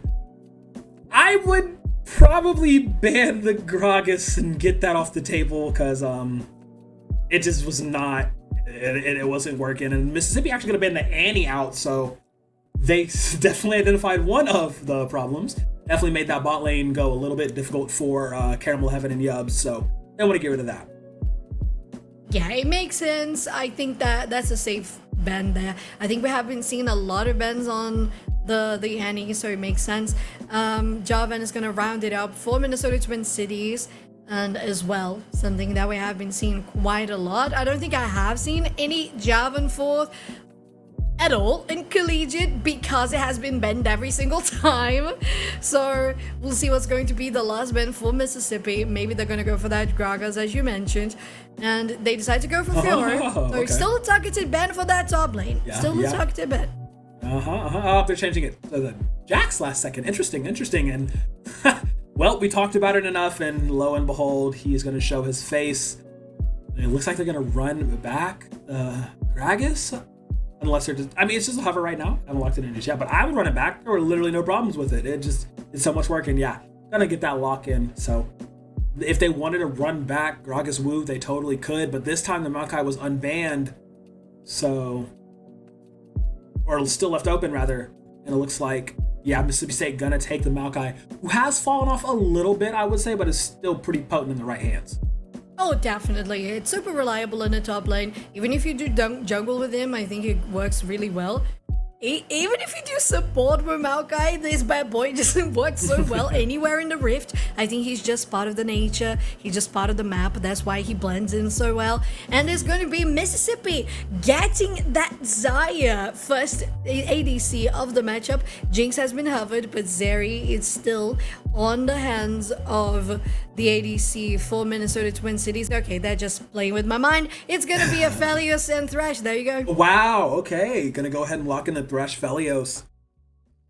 Very, very strong lane. Very potent. They play off each other so well. Thresh also just offers so much protection and coverage. And the Camille for Mississippi State. They want more dive power this time. They want more stickiness, the ability to get on to the Cephalios, make them pay for anything. A different look from last game, they have the Jax who can get in if he gets a good counter-strike leap combo. You don't have that. You have one button that allows you to do that. Going in with Camille. I'm thinking about the bans for Minnesota Twin Cities now. They decided to go for the Nautilus to try to deny the Zaya any engage or protection. At the same time, it makes me think, why not ban the Rakan? But it might also be something in regards to scouting, because if you notice that your enemy support doesn't play that much Rakan, why even bother with it? So just go for something that makes more sense within the matchup that you're playing against. Even if they don't, okay, it's going to be a Seraphine, and the Zaya is going to be paired with a Soraka. I love that very much. I think that is amazing. I think the composition for both sides looking pretty neat so far. But we thought the same thing about the last match, didn't we? Yeah. And it went really one-sided. Yeah, okay. Something tells me that Yubbs is an Enchanter player, so gonna grab the Soraka there. I actually do like that pick. No way. Oh. Okay. Lots of top and jungle hovers, and they're gonna solidify on they're gonna solidify on the Olaf. Okay, wow. They're going full throttle all the way in with this composition. Olaf, potentially the Syndra pickup as well for Twin Cities. They're trying to speed run this, get this 2-0 out the way. As you do see, final pick coming out there, so hovering back and forth, but confident in Syndra. The stylus hover. It got me thinking. What? Wait, excuse me. Wait, is that correct? Production. I gotta take my glasses off for this one. Hold on. My eyes is that correct? Is this correct? Okay.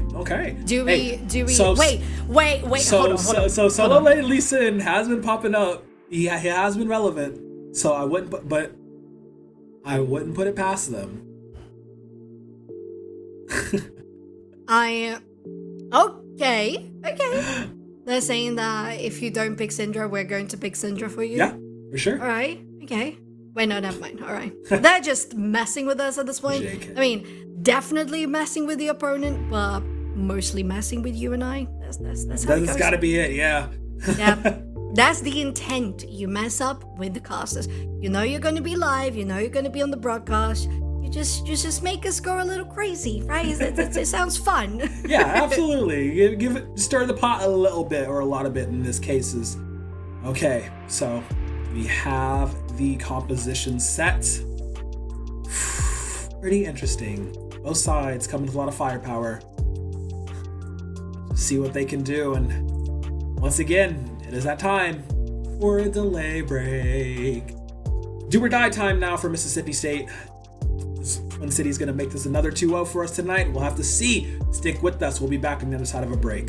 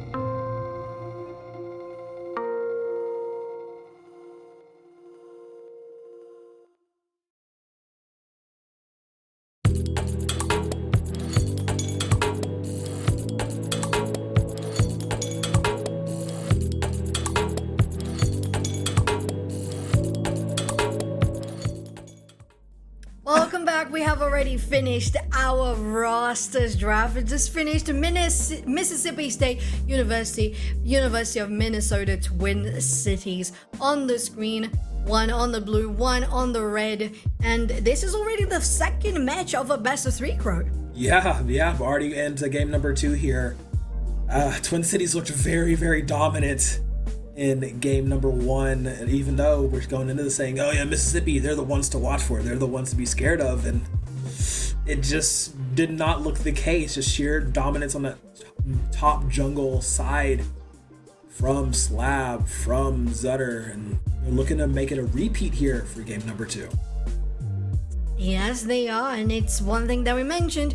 University of Minnesota Twin Cities coming to the round 4 of League of Legends Daystar League on 2-1 against the Mississippi State University on 3-0. Just were incredibly dominant and coming out with any expectations that we had, throwing it on the floor, stepping on it, spitting on it, because we did not expect any of it. The rosters were really balanced, so it didn't look like anything was super lost on the drawing board. And then, well, they did what they did. And then Slob happened. Mob is going to be rocking on the Olaf this time. Taking TP Ghost to be a sticky little Viking. Do as much damage as possible. This time, however, Kinderheim is going to be on the Gragas, so they're just ping-ponging around champions now. Put wherever they can. And I'm inting on his signature Maokai pick. Very, very strong player. Much success on this champion.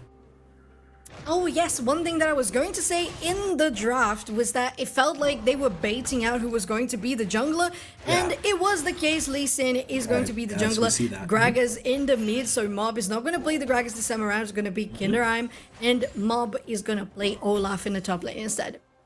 Yep. It's a still very strong offensive forward conceptual composition. Let's see how well it goes this time around, though. I do like the Camille better than the Jax for Dragox. See how well he does.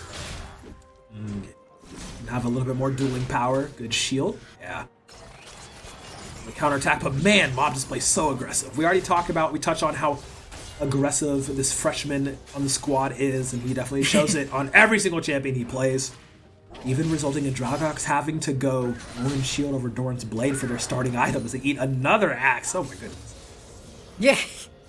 At the same time, it's going to cost a lot of mana for that Olaf. And the bot lane here, they're going to go in with a sentence, and it's going to be a dash one. Yub's falling down very low. The Ignite is going to take, but the potion is still going to be enough to keep him healthy. Yeah, interestingly enough, no sums burned by Caramel Heaven because there's no heal. Mochi Girl going to get their due regardless. So Portal Combat First Blood doing everything they can. I'm Inting is here, but so is Zutter. Managing to get a return to kill. Wow, Flash misses the Q. Caramel Heaven does not want to back off either. Okay. Very close to taking Inting down though. Very close. That shockwave missed. If it had hit, it would have been the best comeback, I think, for U of M. They're still staying in, taking damage from the feathers pullback from Caramel Heaven. Wistfully being very aggressive as they were in the last game. But differently, this is still level 2. You're not the powerful Xayah that you were in the last match. Yeah. I mean, you do see, oh my goodness, they're just unrelenting. Oh my, Dragox, my guy, you gotta dodge sometime, unfortunately. Will stay alive thanks to that passive shield. But yeah, this bot lane, we already talked about how action-packed it's been all night long. Here we go again. Hook this time goes wide from Mochi Girl. Gonna eat some damage and revenge. That Flay, that buffed up Flay does so much damage. There's the Eve, the recall. Wistfully in danger, has to burn the Ghost, has to burn the Flash, but Caramel Heaven has a flash of his own and will take him down 2-0 on the Xayah. Yeah, very nicely done here from Caramel Heaven. And to be fair, it's the one thing I was mentioning. Maybe Wistfully was a little too confident. Who is confident is the top lane. Okay. Dragok's gonna land the E stun, but here's I'm Inting running from Mob. Hiding under the tower. No wave bounce to be able to aid in the push. Good job by Paragon. That long distance W dissuading them. So far, it looks like both teams, they are looking to be very aggressive. Oh, There's going to be a flash forward with a belly slam. Kinderheim gets that kill on Paragon of Honor. And Zutta showing that they are the most proactive jungler in this match. Of course, being the Lee Sin, you're going to have that upper hand on a map guy. Oh yeah, absolutely. Early game monster Monk himself is doing so much damage, so much work, all with just a longsword. And on the bot lane, I think once again, Mochigirl being super aggressive, even though they don't have any on their hands. They're doing a lot with those death sentences, with those flays. But Yubs is on the Soraka this time around, so the healing is going to be massive to back Caramel having up. Yeah, very interesting though thing. Like I had pointed out before, not a single summoner heal across all 4 bot laners. They want all aggression all the time. Yubs taking exhaust, Mochigirl taking ignite, just making sure they're optimized for fighting all the time. As Mississippi State gonna start up this dragon, gonna deny that from U of M. Twin City's not even in any position to contest that. This will go over very swimming. Yeah, they take that first Drake. Is not going to be a Hextech Soul this time around, but we still have. Hex wait. Huh? My hex gates. Oh no. But yeah, Mississippi State looking to get the upper hand in the beginning of this fight. Minnesota Twin Cities trying to get something here. Zutta with the flash. The flay. Oh, that hook is so nasty. Mochigirl, so good, so clean. Hook, flay, hook, easy peasy. Gives him the thumbs up. No problem at all. And another kill going over to the bot side of U of M. Oh, look who's sticking around though. See Paragon of Honor being called to roam down into the jungle. Zutter, he's in enemy territory, gonna be unspotted though. Gets in and gets out, secret agent Lee.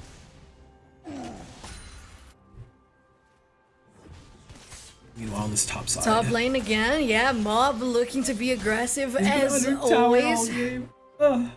They haven't taken anything down yet, just on that farm spot. Dragox taking some damage, but also putting some back as well. No way. Oh, very close, very close. Dipped away at the last second. Paragon of Honor dodging out. Now Mochigirl feeling that they're in a confident spot. You see that, pay attention, my solo queue stalwarts. You see the first back by Moby Boots on this Thresh. Mochigirl doing it big. Since season 4, I see a connoisseur of the Hyper Roam Thresh. As soon as you get the Mobies, you start running around and providing pressure all around the map. Precisely what they plan on doing. Oh yeah, and Mochigirl has been so aggressive. Those Mobies are going to help quite a lot. Alright, I thought there was going to be a steal very close for Zutta, but the Smite is going to take it for Inting. And wishfully, just taking all of those platings down as if it was just sweet, sweet ice melting under their fingers. He's alive! Caramel Heaven will actually take out Mochigirl. Assist from the turret playing the bot lane partner in that dance, and now wistfully has ghosted approximately 2 seconds, but it doesn't matter. He's silenced. He is slowed. He is done for, as the kill will go over. Once again, Caramel Heaven getting the credit. Oh no! Ooh, the turret! Okay, he's alive. Very close. Scared me for a second, not gonna lie. Very, very close, Clove. Oh my god. And the CDC is going to be on 4-1-0 now. Ooh. Exactly what they want from Mississippi State University. Trying to get back into this matchup. Trying to get this game into... Trying to get a series into a game 3, my apologies. And top lane, it's still going to be the hassle. These two fighting each other, just slapping around every single opportunity they have. You just fight each other, get some farm, fight each other. That's fine. Yeah, I don't think Dragox has actually been able to push the wave farther than past his rock this entire game. Because Mob actually doing a decent job of wave management, keeping it on Mississippi State side, as you see, yeah, once again, clearing it out. Oh my goodness, that does so much damage on the Q. Dragox having to retreat once again, just falling behind. Yeah, falling behind, Oh, no. but they're gonna try to get onto him. Ending, they use the force dead. of nature. He's dead. He's dead. Surviving for a little while longer. Oh, wow, he's out. No, wait, Mochi, huh? Okay, Ignite gonna claim the kill there. Good push back from Wistfully on Paragon of Honor, but will fall. These supports taking these kill credits. What's going on here? He's gonna get the credits going over the pockets of Yubs, and Mochiko respectfully 2-for-1 situation. Mississippi State fighting back, and they actually have some bite in them this time. Yeah, trying to get something back, and it's working. Finally here, trying to stabilize this matchup. Mississippi State University, they are trying to keep on grasping to that lead, but they're falling behind on gold. Yep, you do see the gold disparities in the bot lane, the top lane, and then the mid lane, and the jungle. Oh my goodness. Yeah, the gold lead is is in the pocket of Twin Cities sheerly off of CS alone at this point. Like, very impressive is Mochi Girl in top lane now. Obi Boots, oh, Mr. Worldwide is doing his best Pitbull impression. Well, there you Shout go. out Cubanos. And you would expect Desire to be very powerful at the stage. She has finished that Kraken Slayer 5-on-1, pushing down that bot lane. They have the pressure for the Drake. They're gonna take this one pretty easily. No vision for the blue side. And with this one, they're going to get themselves one step ahead, closer to the soul point, and trying to get on top of that game for game 3. Okay, this is really good. They're slowing the pace down a lot. I think that's the biggest thing here. Ooh, good Gale Force proc. Okay, staying alive there is Wistfully, not getting get caught out by that force of nature. But yeah, I think this is a really big thing to highlight. Mississippi State slowing the tempo down. They're taking a lot of fights, but just nowhere near as brash and abrasive as it was in game number 1, and I think that's really working for them. Oh yeah, it super is. Mississippi trying to get on top of this one is finally starting to pay off, and with that they managed to get the ADC on board. They get some of that kill participation for the jungler as well. Paragon of Honor clearing out the wave. Zetra is not going to engage at this point. And again, top lane. This is what top lane is, just using and spamming emotes to each other. Yeah. Not even a tank matchup, and they're still playing it like a tank matchup. What is going on here? Ooh, Dragox, though, eating a lot of damage. Mob, this time, going a little bit deeper every single time. He's trying to push the envelope even more. Knows the passive is down for a few more moments. I don't believe Dragox has used his E just yet. Might be looking for that. Oh, Mochi Girl. Oh, no. Calls the predict. Yubs gets hooked up, but will survive for a little bit longer, but I'm inting. Oh my god, what the lantern play? Mochi Girl. Cheeky in here. Comes Zutter. Not able to get the Dragon's Rage kick off. No insect for you, good sir. Wow, that was a lot closer than it needed to be for Mississippi State. Yeah, Mochiko really throwing those hooks as if it was just another day. You don't have to think about it, you just do it. Zetra going on Paragon of Honor, getting some damage there. The hook is not going to land, but still, the pressure that this bot lane has been able to do has been amazing. Unfortunately, Wistfully has been falling very far behind compared to Caramel Heaven, so they're trying to keep up with the other lanes and maybe get something happening for the next Drake in just under 3 minutes. They're taking out the Vision, and Mochigirl trying to help this fellow Olaf in the top lane. Oh no. Dragox, whoa! Okay. Doing their best Captain Levi impersonation with the 3D gear. Being able to survive everything being thrown their way. Has not died yet, but knows when to get out of dodge. Doing a lot better this game on the surviving aspect. Oh no. Oh no. Mob is on the hunt. Oh, you gotta keep running. No! Axel Land stopping the back, but like we said, the spot lane was Philippe just falling behind a tad bit in the pressure. You see Caramel Heaven and Yubs trying to get that tower down. Surprisingly, first tower has not fallen yet across the board. We've hit the 14-minute threshold, so no more tower plates. So they should fall a little bit easier. Oh yeah. That's gonna be a much easier task, but Mochigo is gonna go on Yubs. They have the they're warded. vision on both sides. Oh, they're warded. But Both the of them are jungler is warded. there. Okay, Insing. There goes the ultimate. They get on to Mochi Girl. And yeah, they're going to go and take out this Thresh. I say it's red or white. Maybe not the best time to fight. Nah, they don't care. Mississippi going to take that kill. Dragos getting engaged on. This time, ooh, good Hextech ultimatum onto Mob. And this will be his revenge as he does get the kill. He's daring him. He's daring him to take it. No Lee Syndrome for Zutter. Dragos. So close, Zutter. Careful. Oh my god. Is he going for it? Oh! Yo! Fancy footwork not enough in the face of Madam Scissorlegs. Dragos gonna get a double kill in that extended chop lane chase. That was super impressive. Amazing play from the top laner. Dragos managing to get that kill. I think it was a little bit... It was, Yeah, it was a little scuffed, yeah. Well, Zutter was trying. They were trying. You know, they were trying to get something. They just had the fancy feed. It was close. As a Lee Sin, you like doing some acrobats. You try to do something look very nice and snazzy. And it was close. It was close. I'll give them that. It was close. It's like Crouching Tiger, Hidden Dragon versus Blade Runner. It just did not end up very well. Oh, is that a dated reference? Man, I'm old. Oh my god. But yeah, just, we are old. It's just a much better look for Dragos here in this game number 2 compared to the Jax game in game number 1 and Wistfully. Oh man, should have held the flash, should have zigged when he zagged, and he's gonna go out fighting. Actually burns the ultimate as well. Alright. That is unfortunate. Choices were made there in Mississippi State. This looks like the 3-0 team we were talking about. This looks like the team that was coming into this undefeated. As now, when City's having a little bit of trouble getting back here in this mid game, Mochi Girl, they've been doing really well in these hooks all game long. Okay, Flay the box. What a Tries flash, to go Yubs. for the back throw. Yubs saw it coming, anticipated it. Managing to live.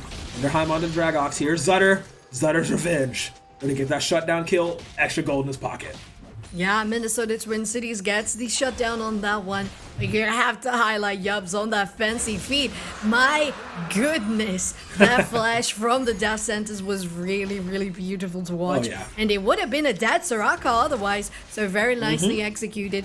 And with that, they try to get themselves in a comfortable spot. And to be fair, Twin Cities are still a little bit ahead in gold. Just a little bit, but yeah. they're falling very behind in objectives. Yeah, you're right. We're already on soul point here for Mississippi State.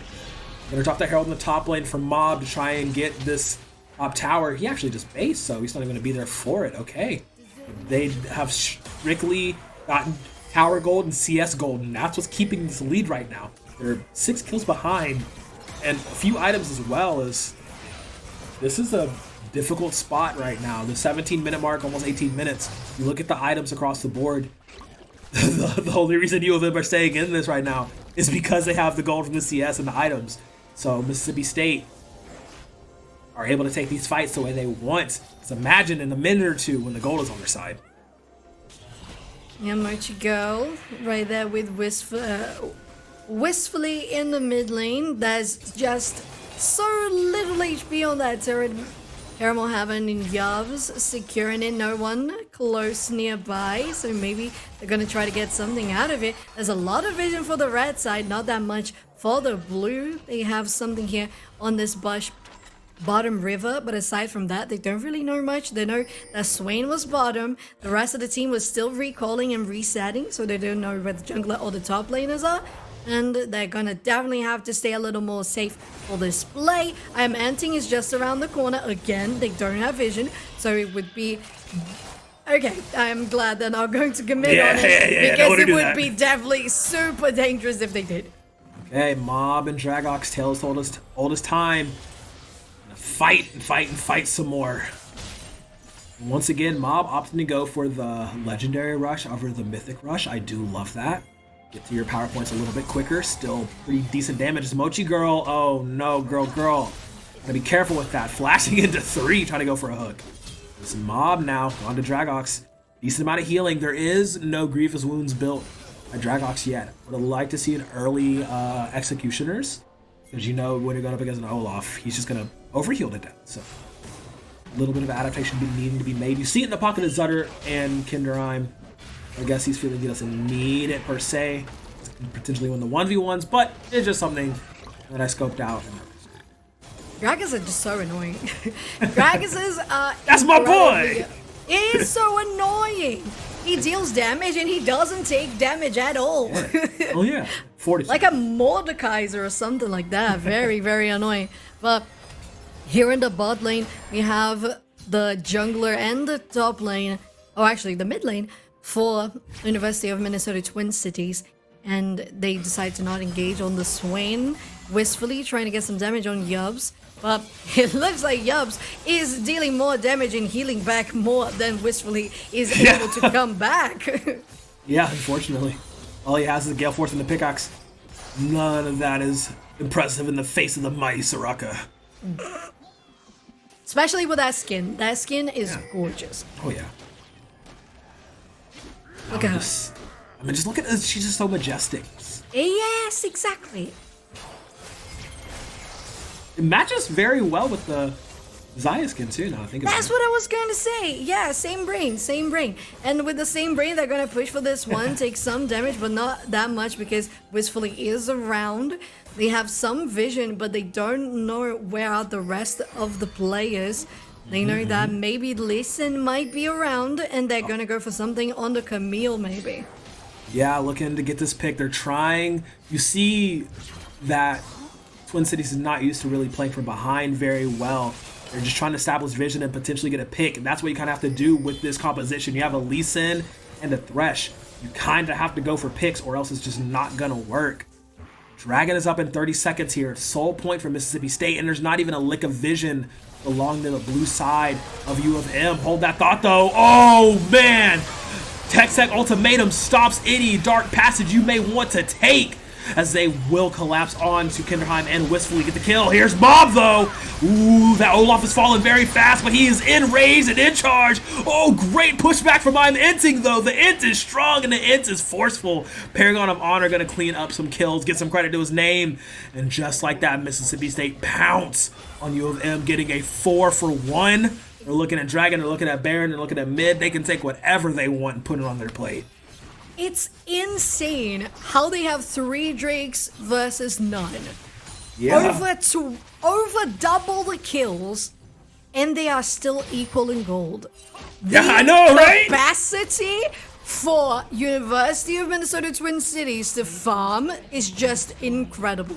Well, the only thing that's gonna give you is if you fight. If you get the items and you fight well, then that's gonna give you something. If you just have the gold, that doesn't serve for anything. And Mississippi State just said, well, it's gonna be an easy Drake for me. On the other side, Minnesota Twin City said, well, maybe this is an easy Baron for me. Well, it's not gonna be easy if they contest it. Manting is just around the corner, so is the rest of the matchup. Oh no, this is not gonna go well. Mob is not quite there. Okay, Mochi Girl's going in. But there's just not enough damage. The items aren't all there. Relying on Mob to get the job done is not going to be the case. It's just not going to work out for you. And Wistfully will be the last to fall as Zutter decided to get out of there. And they're like, thanks for the leash, nerds. This gold lead, it's back to our favor. And we're going to show you what it actually means. They're just going to take Baron so forcefully. We doubted them in game number 1. Game number 2, they are showing us why they have been so strong these past few weeks. This is the team that has been undefeated in Naystar League, League of Legends play, and they're showing that they came to turn this one around. It's not going to be that first loss of the season. It's going to be another game 3 that they can turn around. Once again, we had the last matchup with University of Minnesota Twin Cities having that amount of Drakes. And then they got the Elder, then they got the Baron, so everything is chaining up to be the same thing for the opposite team. So Mississippi State University getting those for themselves. Soraka steals the chickens. Oh, goodness. She's so annoying. Oh, my goodness. Very sneaky. As the Chemtech Future Fire on as well now, so anti-heal has been bought on the side of Mississippi State. Yeah, they're running away with it now. If this was, like I said, about 6-7 minutes ago, Once they get some more levels on them, once they get some items on them, Mississippi State can overtake this game. The gold lead from U of M does not matter, and they're showing me exactly that right now. Is Zutter, man, you're in the wrong place. You don't want to be here, my guy. Surviving for a considerable amount of time. This is not the maximum damage dealers of Mississippi State, but that is a great Moonlight Vigil. Can Whistly actually make something happen, though? No, he's in range of Paragon of Honor, and he will be pulled down and taken out. Caramel Heaven showing him a little slice of heaven, trying to go for the Quadra himself. And yes, he will get it. Denied the Pinza because Dragox decided to have a little bit of fun with Kinderheim. But hey, it's fine. You know, we're going to take those as they are baroned up, sold up, charged up, ready to rock.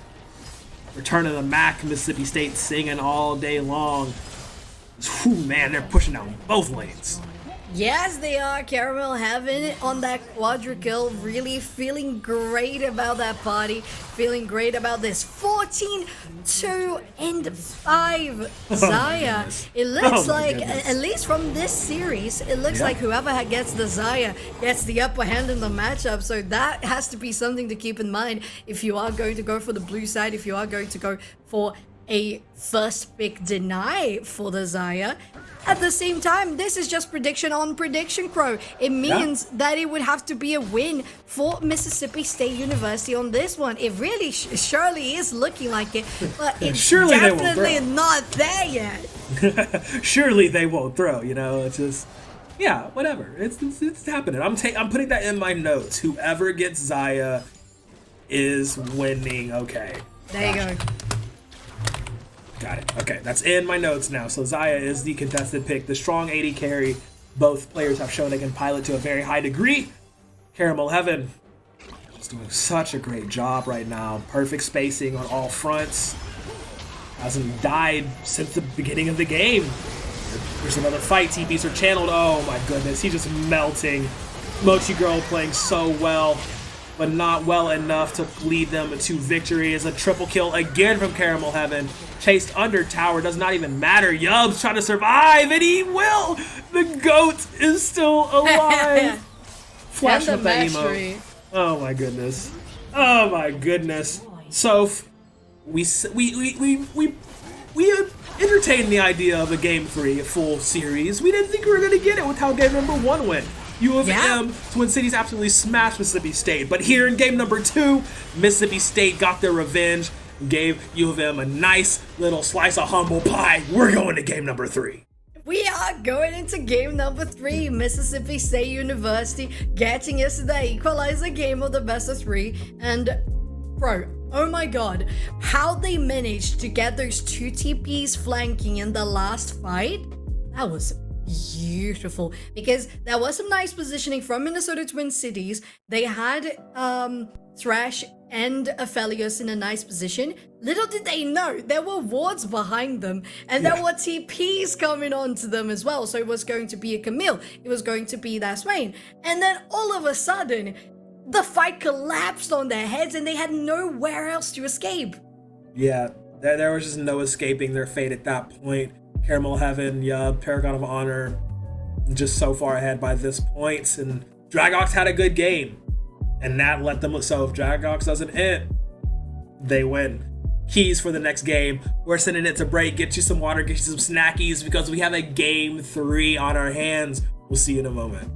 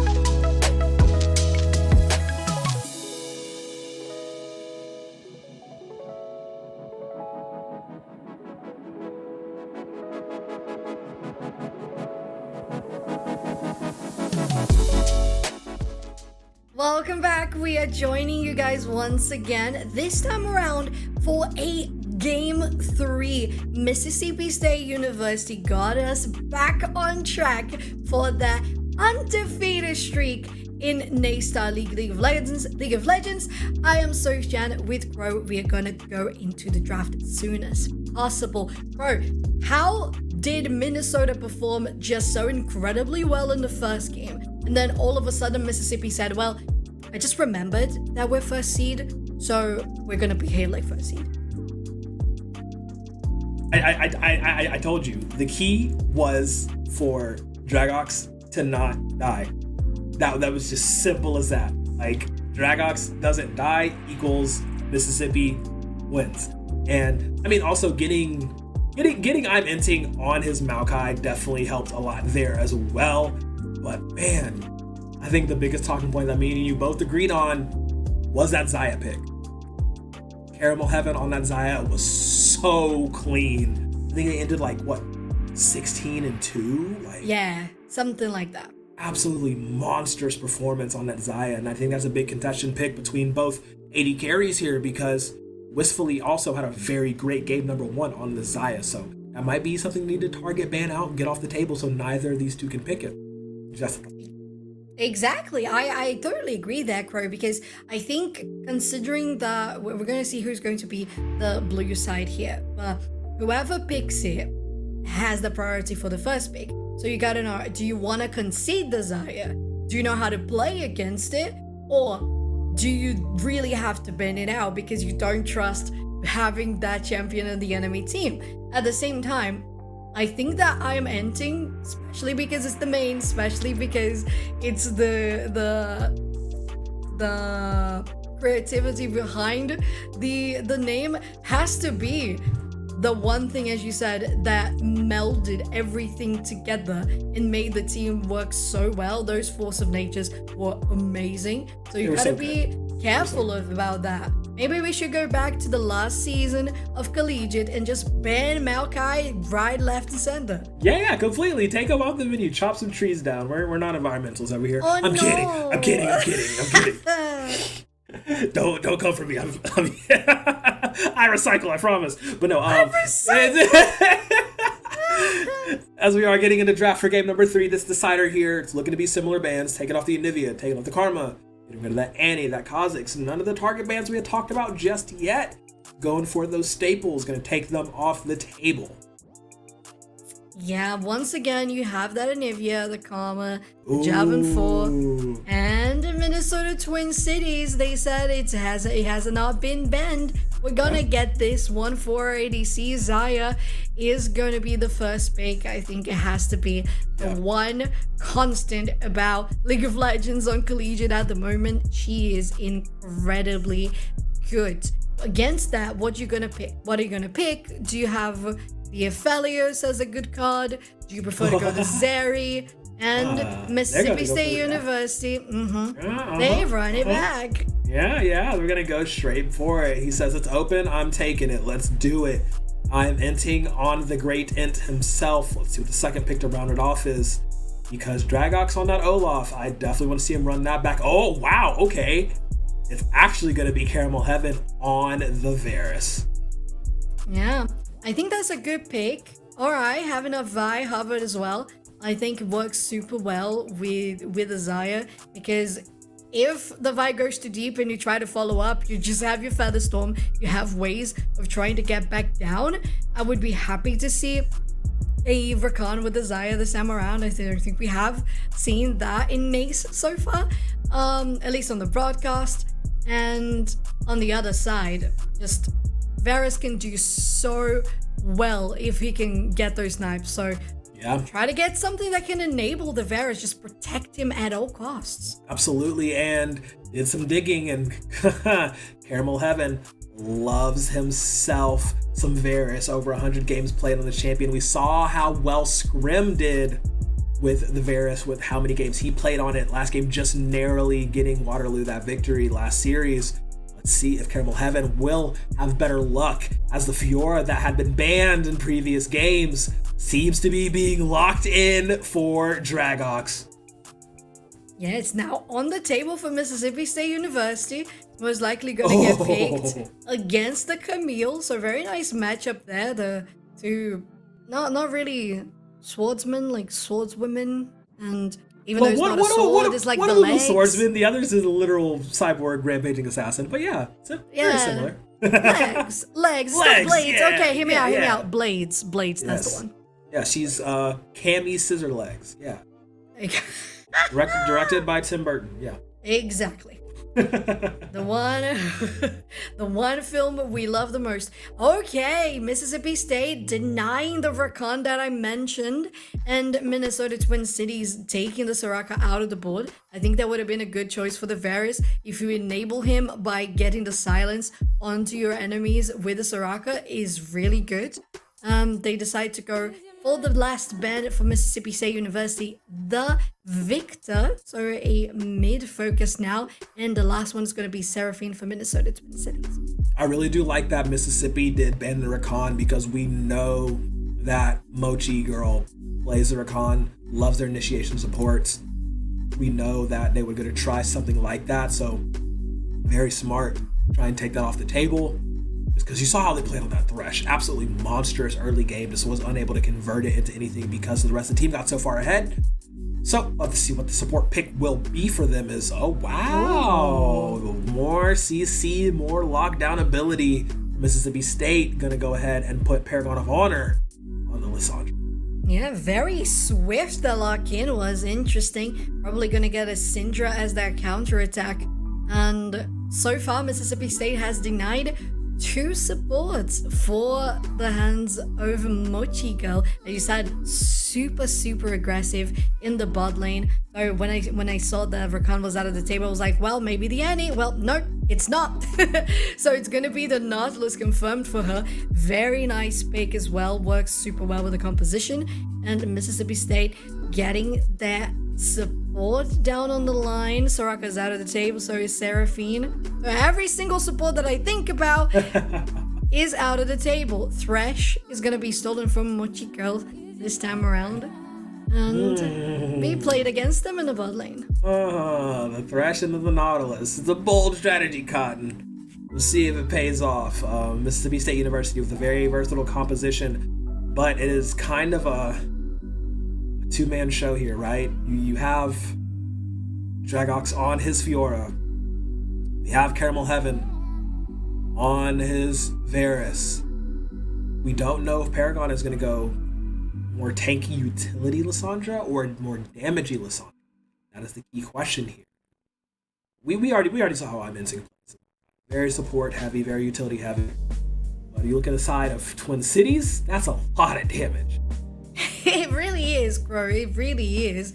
And not only that, they have a lot of ways to engage, and that can be super dangerous for Mississippi. But either way, we'll see how this is going to go. We have seen both matches so far have been so competitive, not because one of the teams has been super dominant, because even when they felt like they were super dominant, sometimes they were super close in gold, for example. They were just not able to convert. So this time around, let's wish for those two teams that they have everything under control. The mental is in check and they can get everything ready for this third matchup of the day. League of Legends on Naystar League Play Round 4 is gonna come back to you soon after a quick break.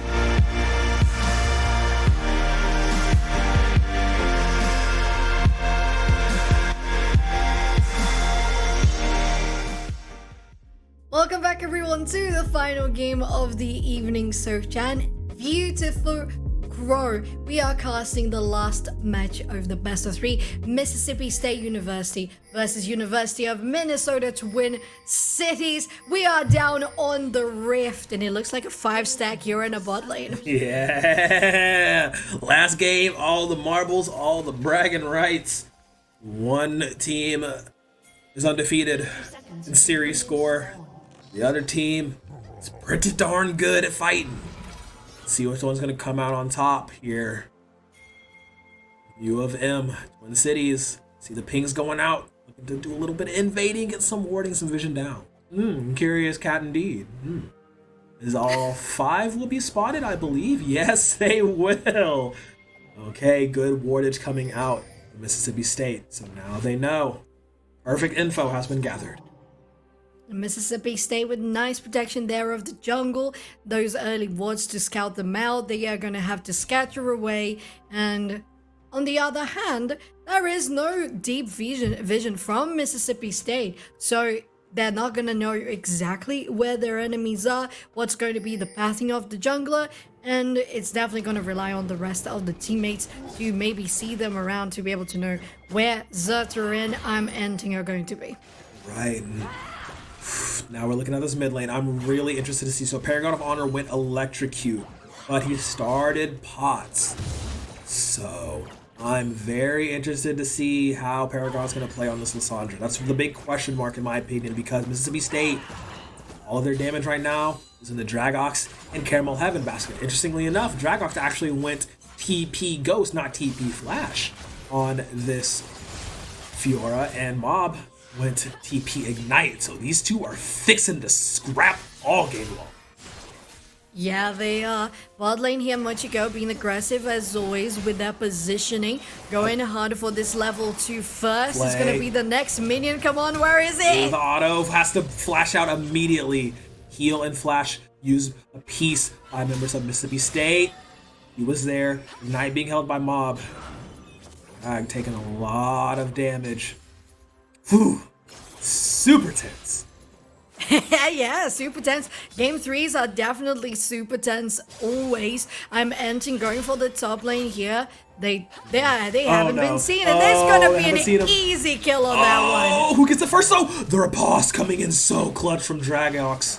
Mentioned to let him live a little bit longer. Great hook by Yubs now. Playing the Thresh. Mochi girl, it's a big girl. She got some muscles to her. Muscle mommy Nautilus running through. You cannot just hook that very lightly. Instantly backfires. Kinderheim gets aggressed on. I'm Enting just doing a little bit of a map tour, starting in the top lane, going to mid. Nance from the jungle side on this bot side. See Zutter's counter jungling. How well is it going to end up? Let's have double buffs. Enting has to get away from now because, whew, got Vi early damage. Yeah, the early damage is gonna do the rest of the team. Plenty. Mochi. The flash forward from Mochi girl showing her how and why she can be so aggressive. They're going in flash forward from Wistfully as well. And they're gonna take down Yubs very close. Just one auto. There we go. Only Caramel Heaven standing in the bottom lane. And they are starting off University of Minnesota Twin Cities with quite a boost in confidence. Yeah, invading is 4. I mean, the percent health damage or what have you coming from Zutter. Or is it max health, percent health? You know what? I forget. From Vi on to I'm Enting, just doing so much damage. Especially these early levels, especially with the double buffs. Is not allowing him to live through all of that. Paragon of Honor now. E gets the claw in. W proc as well. Electrocute has landed. I'm Enting now. Twisted advance. Shockwave gonna give the credits over to Paragon. Okay.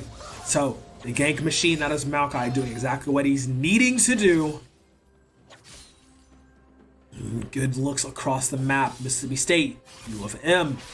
The junglers being extremely proactive, helping out in multiple regards. Yeah, there you go. Once again, I'm Enting going for that top lane pressure. They're going to take down the detection ward and just getting that early presence and vision as well. Nothing very deep in the enemy jungle, but a lot of scouting wards in the river. Bottom side is dominated by U of M, as the Drake has already spawned. It's going to be a Mountain Drake for the first one of the match. And everyone not very worried about it so far. Yeah. Just level 4s across the board. There's still much that can happen before you can even try to go for a Drake. Absolutely. And now one thing to interestingly note, remember last game, even though Mississippi State had all the kills and the objectives early, the CS disparities between all of the players is what caused Twin Cities to be ahead in levels in gold for a considerable amount of time in the game. And it's going to be a similar fashion here. Not too big on the CS leads across the board, but it can grow in an instant. All these players, they know how to last hit and wave manage correctly. Oh no, Yubs. Oh, CC'd to death, landing everything they can, but... What? The sapling! He's not gonna kill. Gets out of range, out of danger. Close. Hashtag not even close, baby, says Kinder. Managing to live through all of that. Doesn't even need to burn the cleanse. Mississippi State gambling big, rolling a high number, but not quite enough to kill. Yeah, not yet. Bot lane though, getting a lot of pressure there. So is top lane here. Mom has to use that grapple away. Mochi Girl detecting their ADC. Vi is around the corner as well. And it looks like they might be going for something cheeky here in the Drake. A lot of wards from Mississippi State University around the river. And not much vision for the blue side. Yeah, not... I mean, this kind of has been... It's pretty interesting. The early game vision from U of M, I've noticed, has not been the strongest unless they're ahead.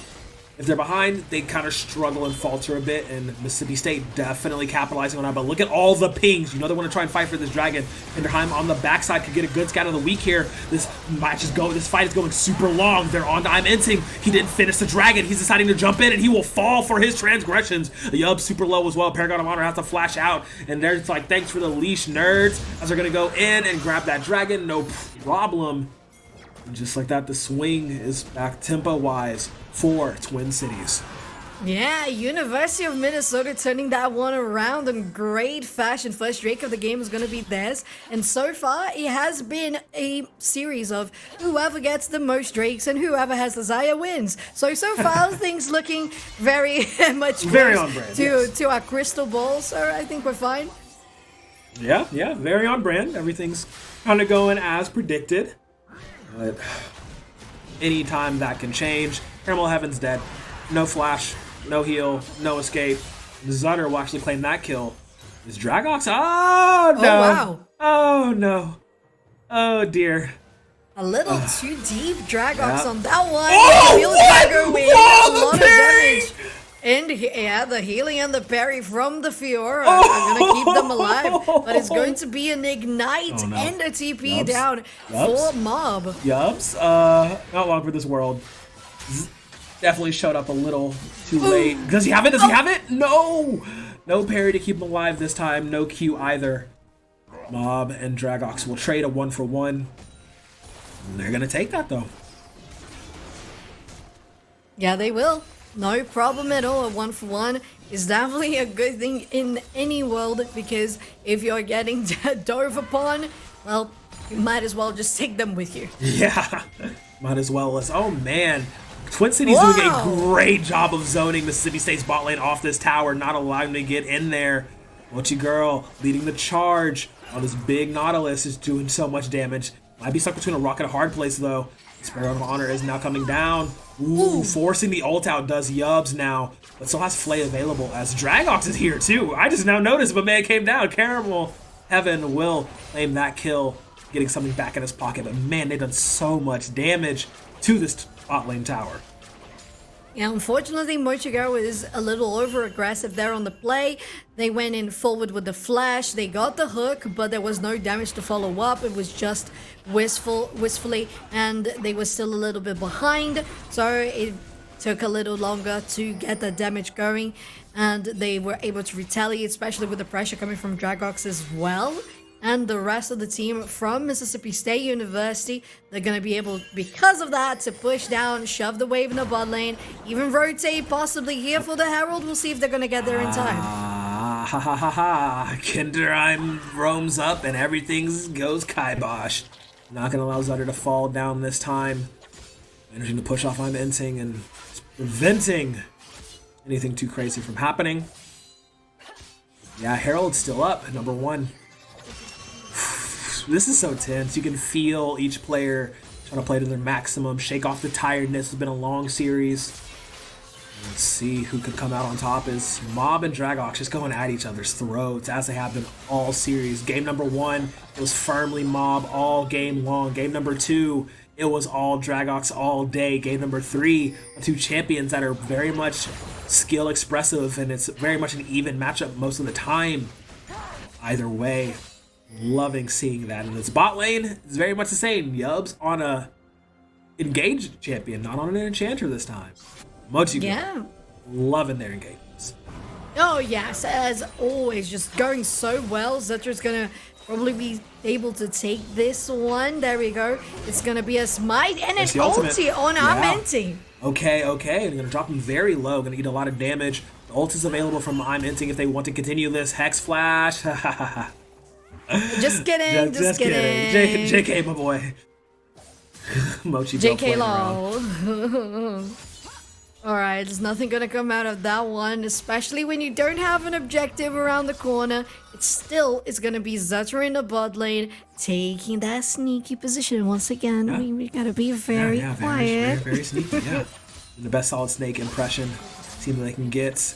Vital Point not procced by Dragox, but doing a good job of pushing Mob Slab under their tower. It's trying to get something onto there as bottom tower looking so frail because Caramel Heaven and Yubs have had to back so many times because of this straight oppressive aggression of Twin Cities from Wistfully and Mochi Girl as they're going in now. The parry goes a little bit wide, super low. The E-Proc 2 can do it. Ooh, good Q. Who gets it first? It's Mob. The Q auto reset will claim it along with some tower assistance. Dragox will fall into the bot lane. Yubs, stop watching Living for a second and it flashes out. I'm Inting claims the kill credit. This time, Wistfully will not be able to get the kill. Thunderstorm goes in to no avail. Shutdown bonus going the way of Caramel Heaven. Here comes Kindleheim. Here comes Zutter. But guess what, baby? Paragon of Honor is here to help out and save the day potentially. I'm Inting flash Q to slow. Q by Zutter. Woo, arrow rings true. But DOT from I'm Inting claim that kill. And this time, Dragon number 2, Inferno Drake, looking to go the way of Mississippi State. Yeah, there we have it. The first one, Drake to go for the side of Mississippi State University, the one to take it onto more equal grounds. And this matchup has been as intense as we thought it would be, Crow, because of how great both teams have been playing in this series. Top lane is going to be Mob and Dragox going on a deep fight. And there we have it. Especially with the healing with the ulti, it's going to be easy for Fiora to come out alive with that one. But it's coming up. It's Zutter and Kinderheim. Okay, they decide not to go there. Maybe they are scared of Dragox. I mean, look, that's the CS lead that Dragox made into the crew during laning phase, being able, even though he died, he was able to back and get the Divine Sunder before he returned to lane. He had Ghost, he knew he could out damage and out cooldown Mob and decided to go all the way in and make it happen. And that's them's just the breaks, but in this bot lane, Wistfully, Kraken Slayer, it's much the same concept.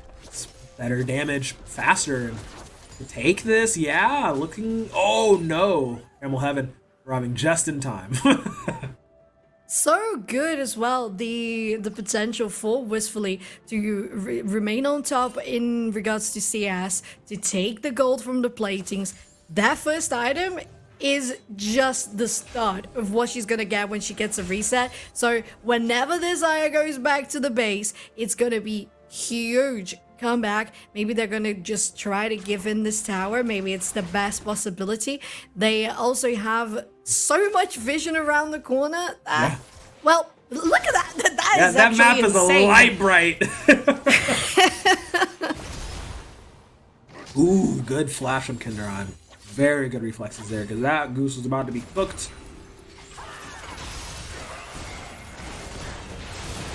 Oh my But take goodness. this tower So first. much. Oh, take the tower, please. Yes, okay. Tower will fall. Caramel Heaven will fall. Yubs will also fall. 2 kills and a tower. Yeah, wistfully probably feeling pretty good about that one. Oh yeah, definitely. Even though it was a good attempt from Mississippi State, it was definitely better to just let it give in. Wistfully though, coming back, hasn't gone back to base yet. There's no reset, but Paragon Honor might be forcing a reset from Kinderheim. Instead, just forces out the cleanse. And as we were saying, Wistfully, with the help of Zutter and Mochi Girl, take down that tier 2 while the rest of Mississippi State is trying to get there in time. Oh man, they're leaving Wistfully out to dry at this point. No, Mochi Girl actually staying, and they get the hook onto Caramel Heaven, keeping them out of the fight. They know the damage isn't there, but you know who is there? Dragox, and he has ultimate, he has Ghost, he has a Divine Sunder, and he's gonna get him a Divine Shutdown. Gonna get that gold into his pocket, and that's that's someone I'd love to give all the marbles to, making it happen, not losing a single man in that instance. Mississippi State answer back very, very hard. Oh yeah, and right now they are super equal in regards to gold. They are ahead in kills as well. So nice state for them. Haha, Mississippi. Nice state university. There we go. Nice state university. Getting into a nice ground here is gonna unfortunately waste this charge, as it's gonna get most of its health down. Mob is gonna take this tower as well. Is it? No, very close. Jagos gets there in time. Well, Dragox, man, just he's influencing the map. You know how it goes. That once the Fiora gets ahead, she's just gonna go everywhere. Split push city as returning the top lane. They got that tower in the bot lane. 1 minute till dragon. It's surprisingly even. 29k, 29.3k.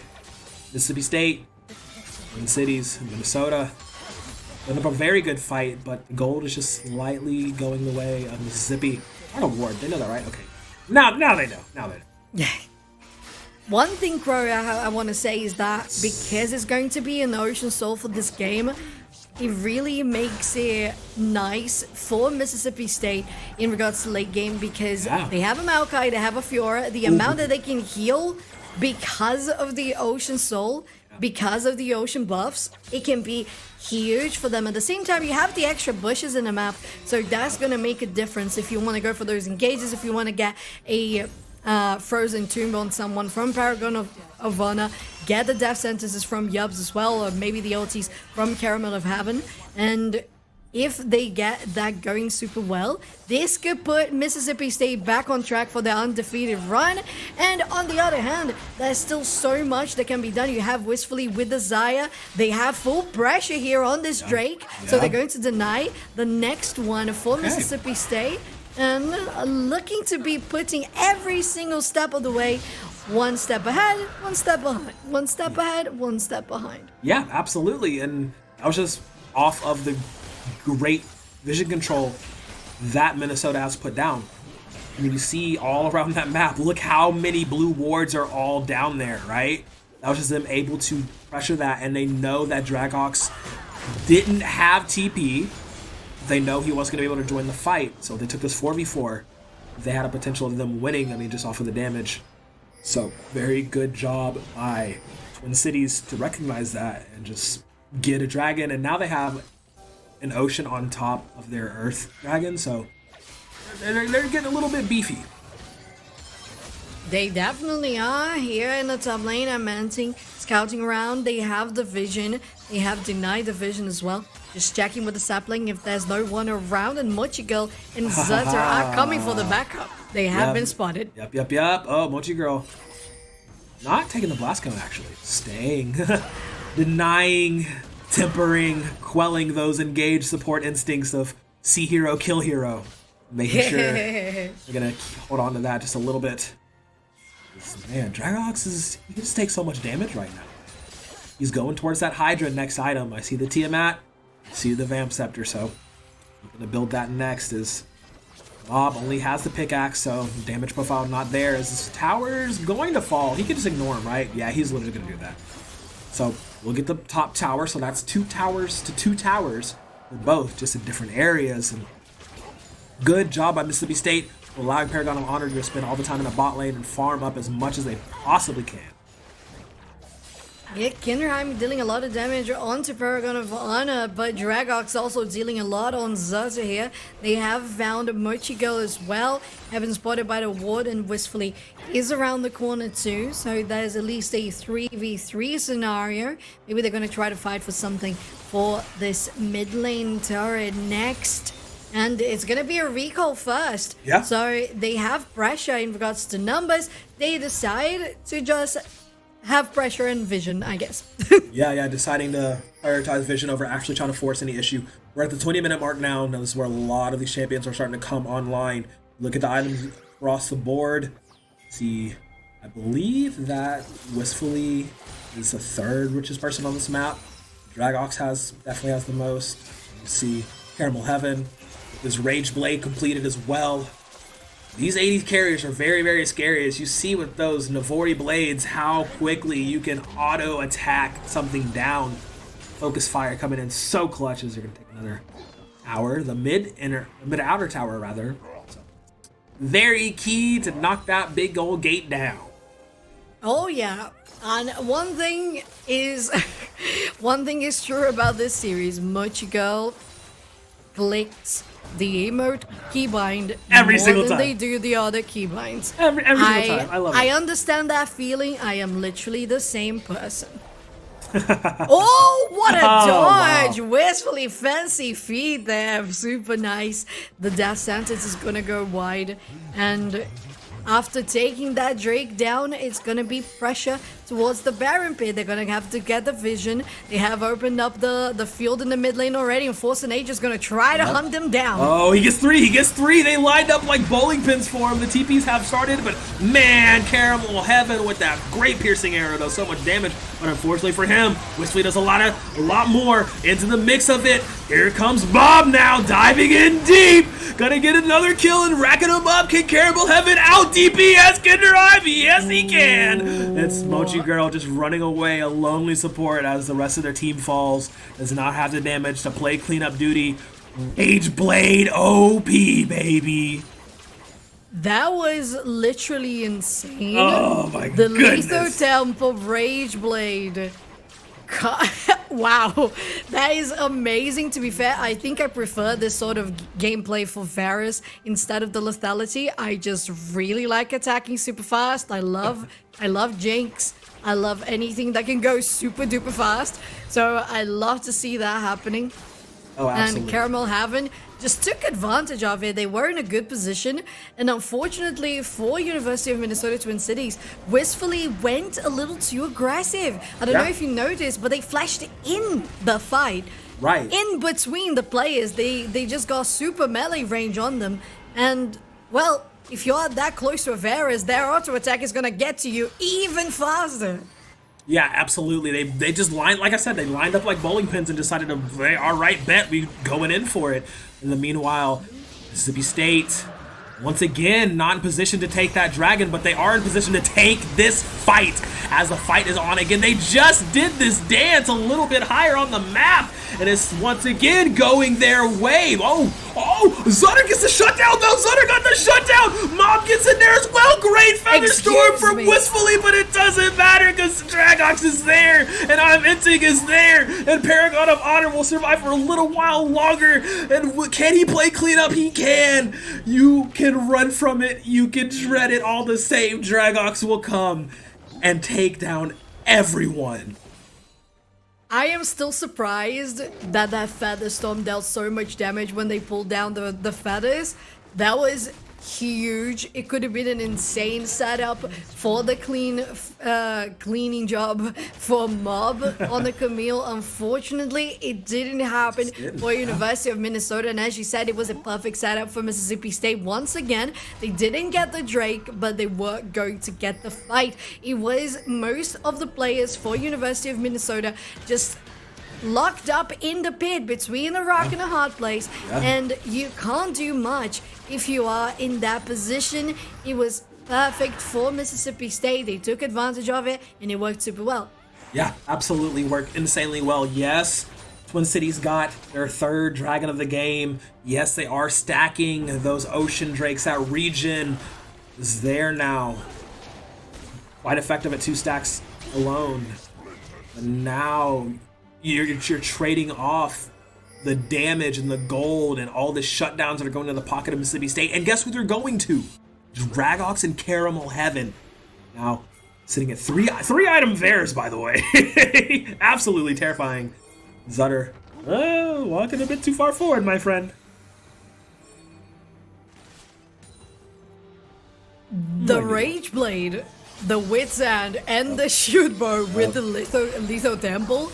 Caramel Heaven is gonna be Caramel Hell for everyone on University of Minnesota, because how can you deal with a Varus like that? You gotta go super deep on that backline. You gotta line everything up so well. Maybe go in with Zutter on the ulti, get it followed up by Muchigirl ulting as well, and then just let wistfully take everything, all of those feathers back, and just try to melt it as soon as you can, because if you can't delete the Varus, it's gonna be hard for them to fight. Mob is going on a very big fight against Dragox as well.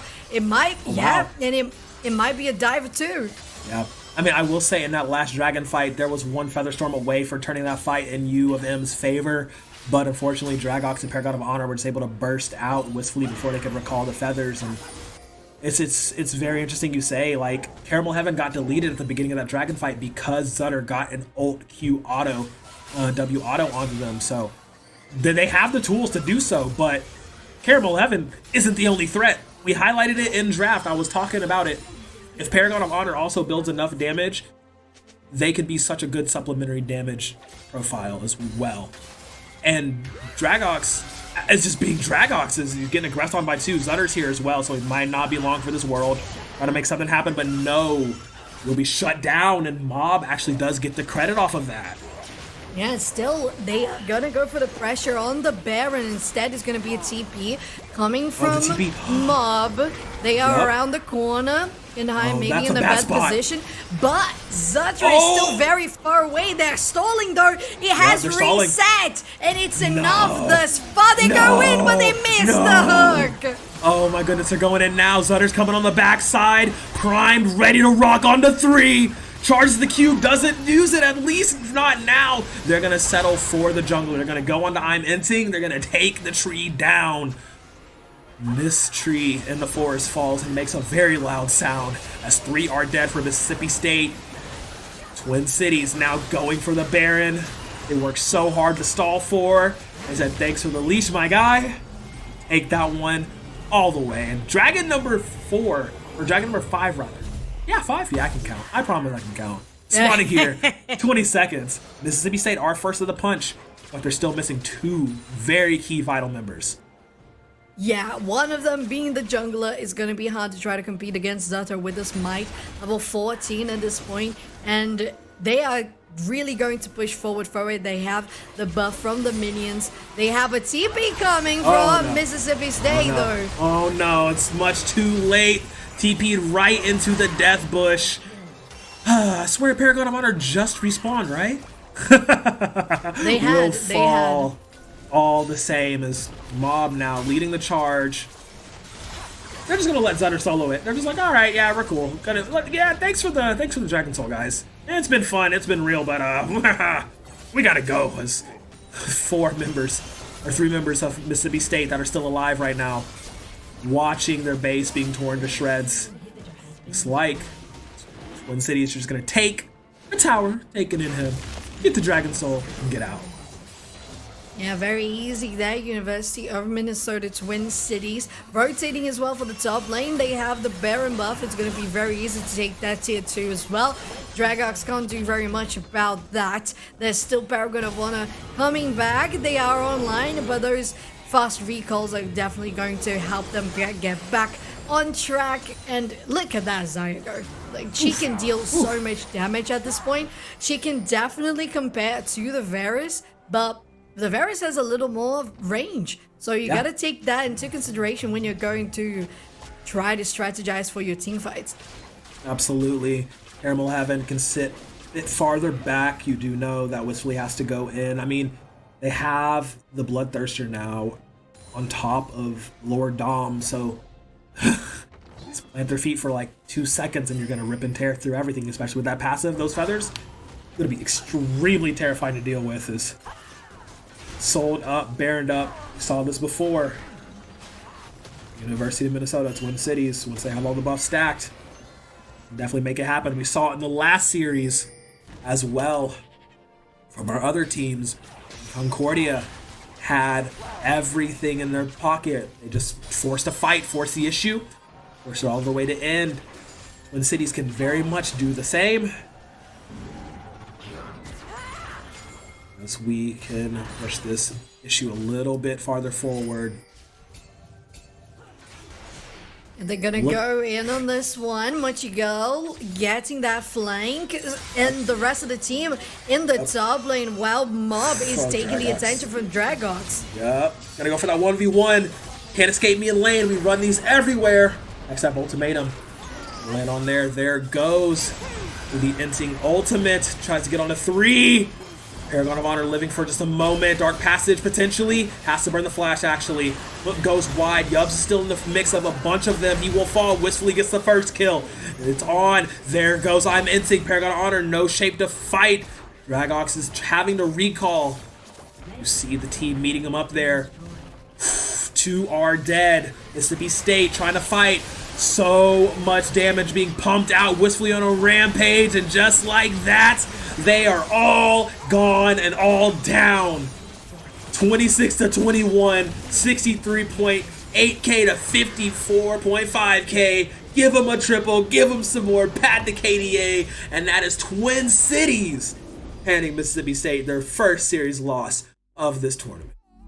Their first series loss of this tournament, but it's also the confirmation of all of our predictions. Come on. We had Zaya win with the full stack of Drakes.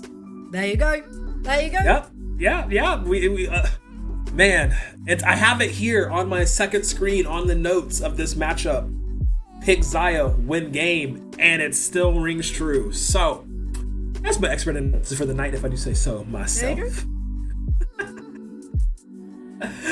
Oh my goodness, we have to stay tuned though. Apparently we're not throwing it a break. They said no break. He said give me a second. We're trying to set up this here interview with one of the members of the victorious Minnesota lineup. Who do you think is? Well, that's a good question. Interview ready. Let's jump right into it and let's find out when we get there, shall we? And it's going to be Mob. How are you doing tonight after that amazing win? It feels pretty good to win, yeah.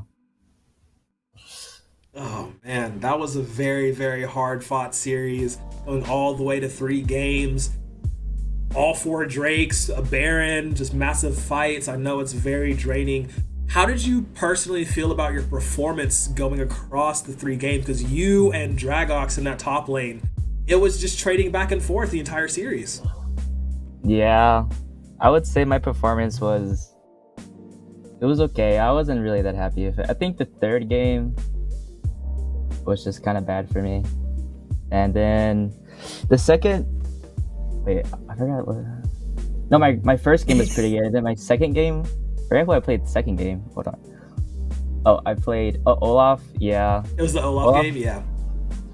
We were already 2 behind, so I couldn't really do much.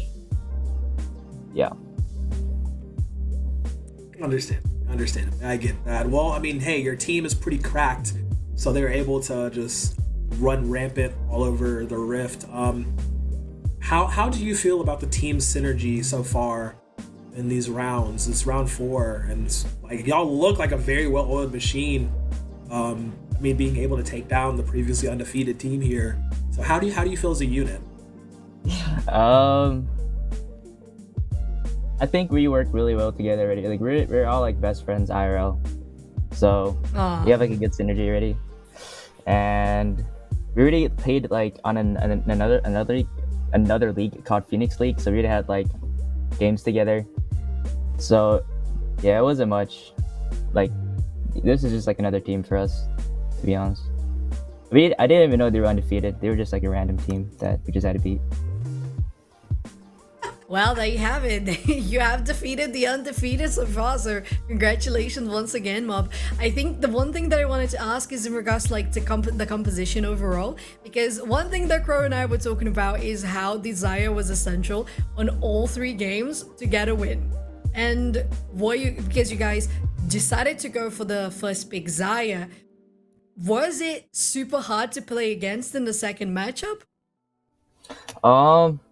Well, after the first game, we got kind of cocky because they got gapped in every like row. So the second game, we kind of just played wherever we wanted. Like draft wasn't really that good. We were just playing for fun, and we thought we would win anyways. So, but then after we lost, we're like, yeah, we gotta like get it back together, and then we won the third game. That's what happened. And then Zaya in the second game wasn't that good. I mean, she was just getting to our team comp. It was not like we like played bad or anything. It was just like the champ itself was good. But then if we had better draft and if we like tried better, yeah, we weren't playing for fun, then we would have like duoed them. Well, I think that overall, from what you said, I know you have been humble. You said that this wasn't your best performance, so that means that you know that you have to still practice quite a lot. But it's nice that you already have such great synergy with your team, so it just means that you guys are going to keep on growing and even possibly defeat more undefeated teams around the season. Yeah. Absolutely gunning for that number 1 spot. Oh man, my boy, you sound tired. We got no more questions for you. I know you're feeling it. It's been a long day, a very long series of League of Legends. Yeah. So, by all means, enjoy the rest of your night. All right, thank you. You have a nice day. Yeah, thank you so much. And y'all, it was amazing having you here. We had 2 interviews, 2 series of League of Legends, 4 universities participating here on the broadcast. It's been Sochan and beautiful Crow for the first time casting together. It has been a pleasure. And next week we're gonna have even more Naystar League of Legends Round 5. So stay tuned for this evening. It's gonna be over for us. So thank you so much, and we'll see you next time.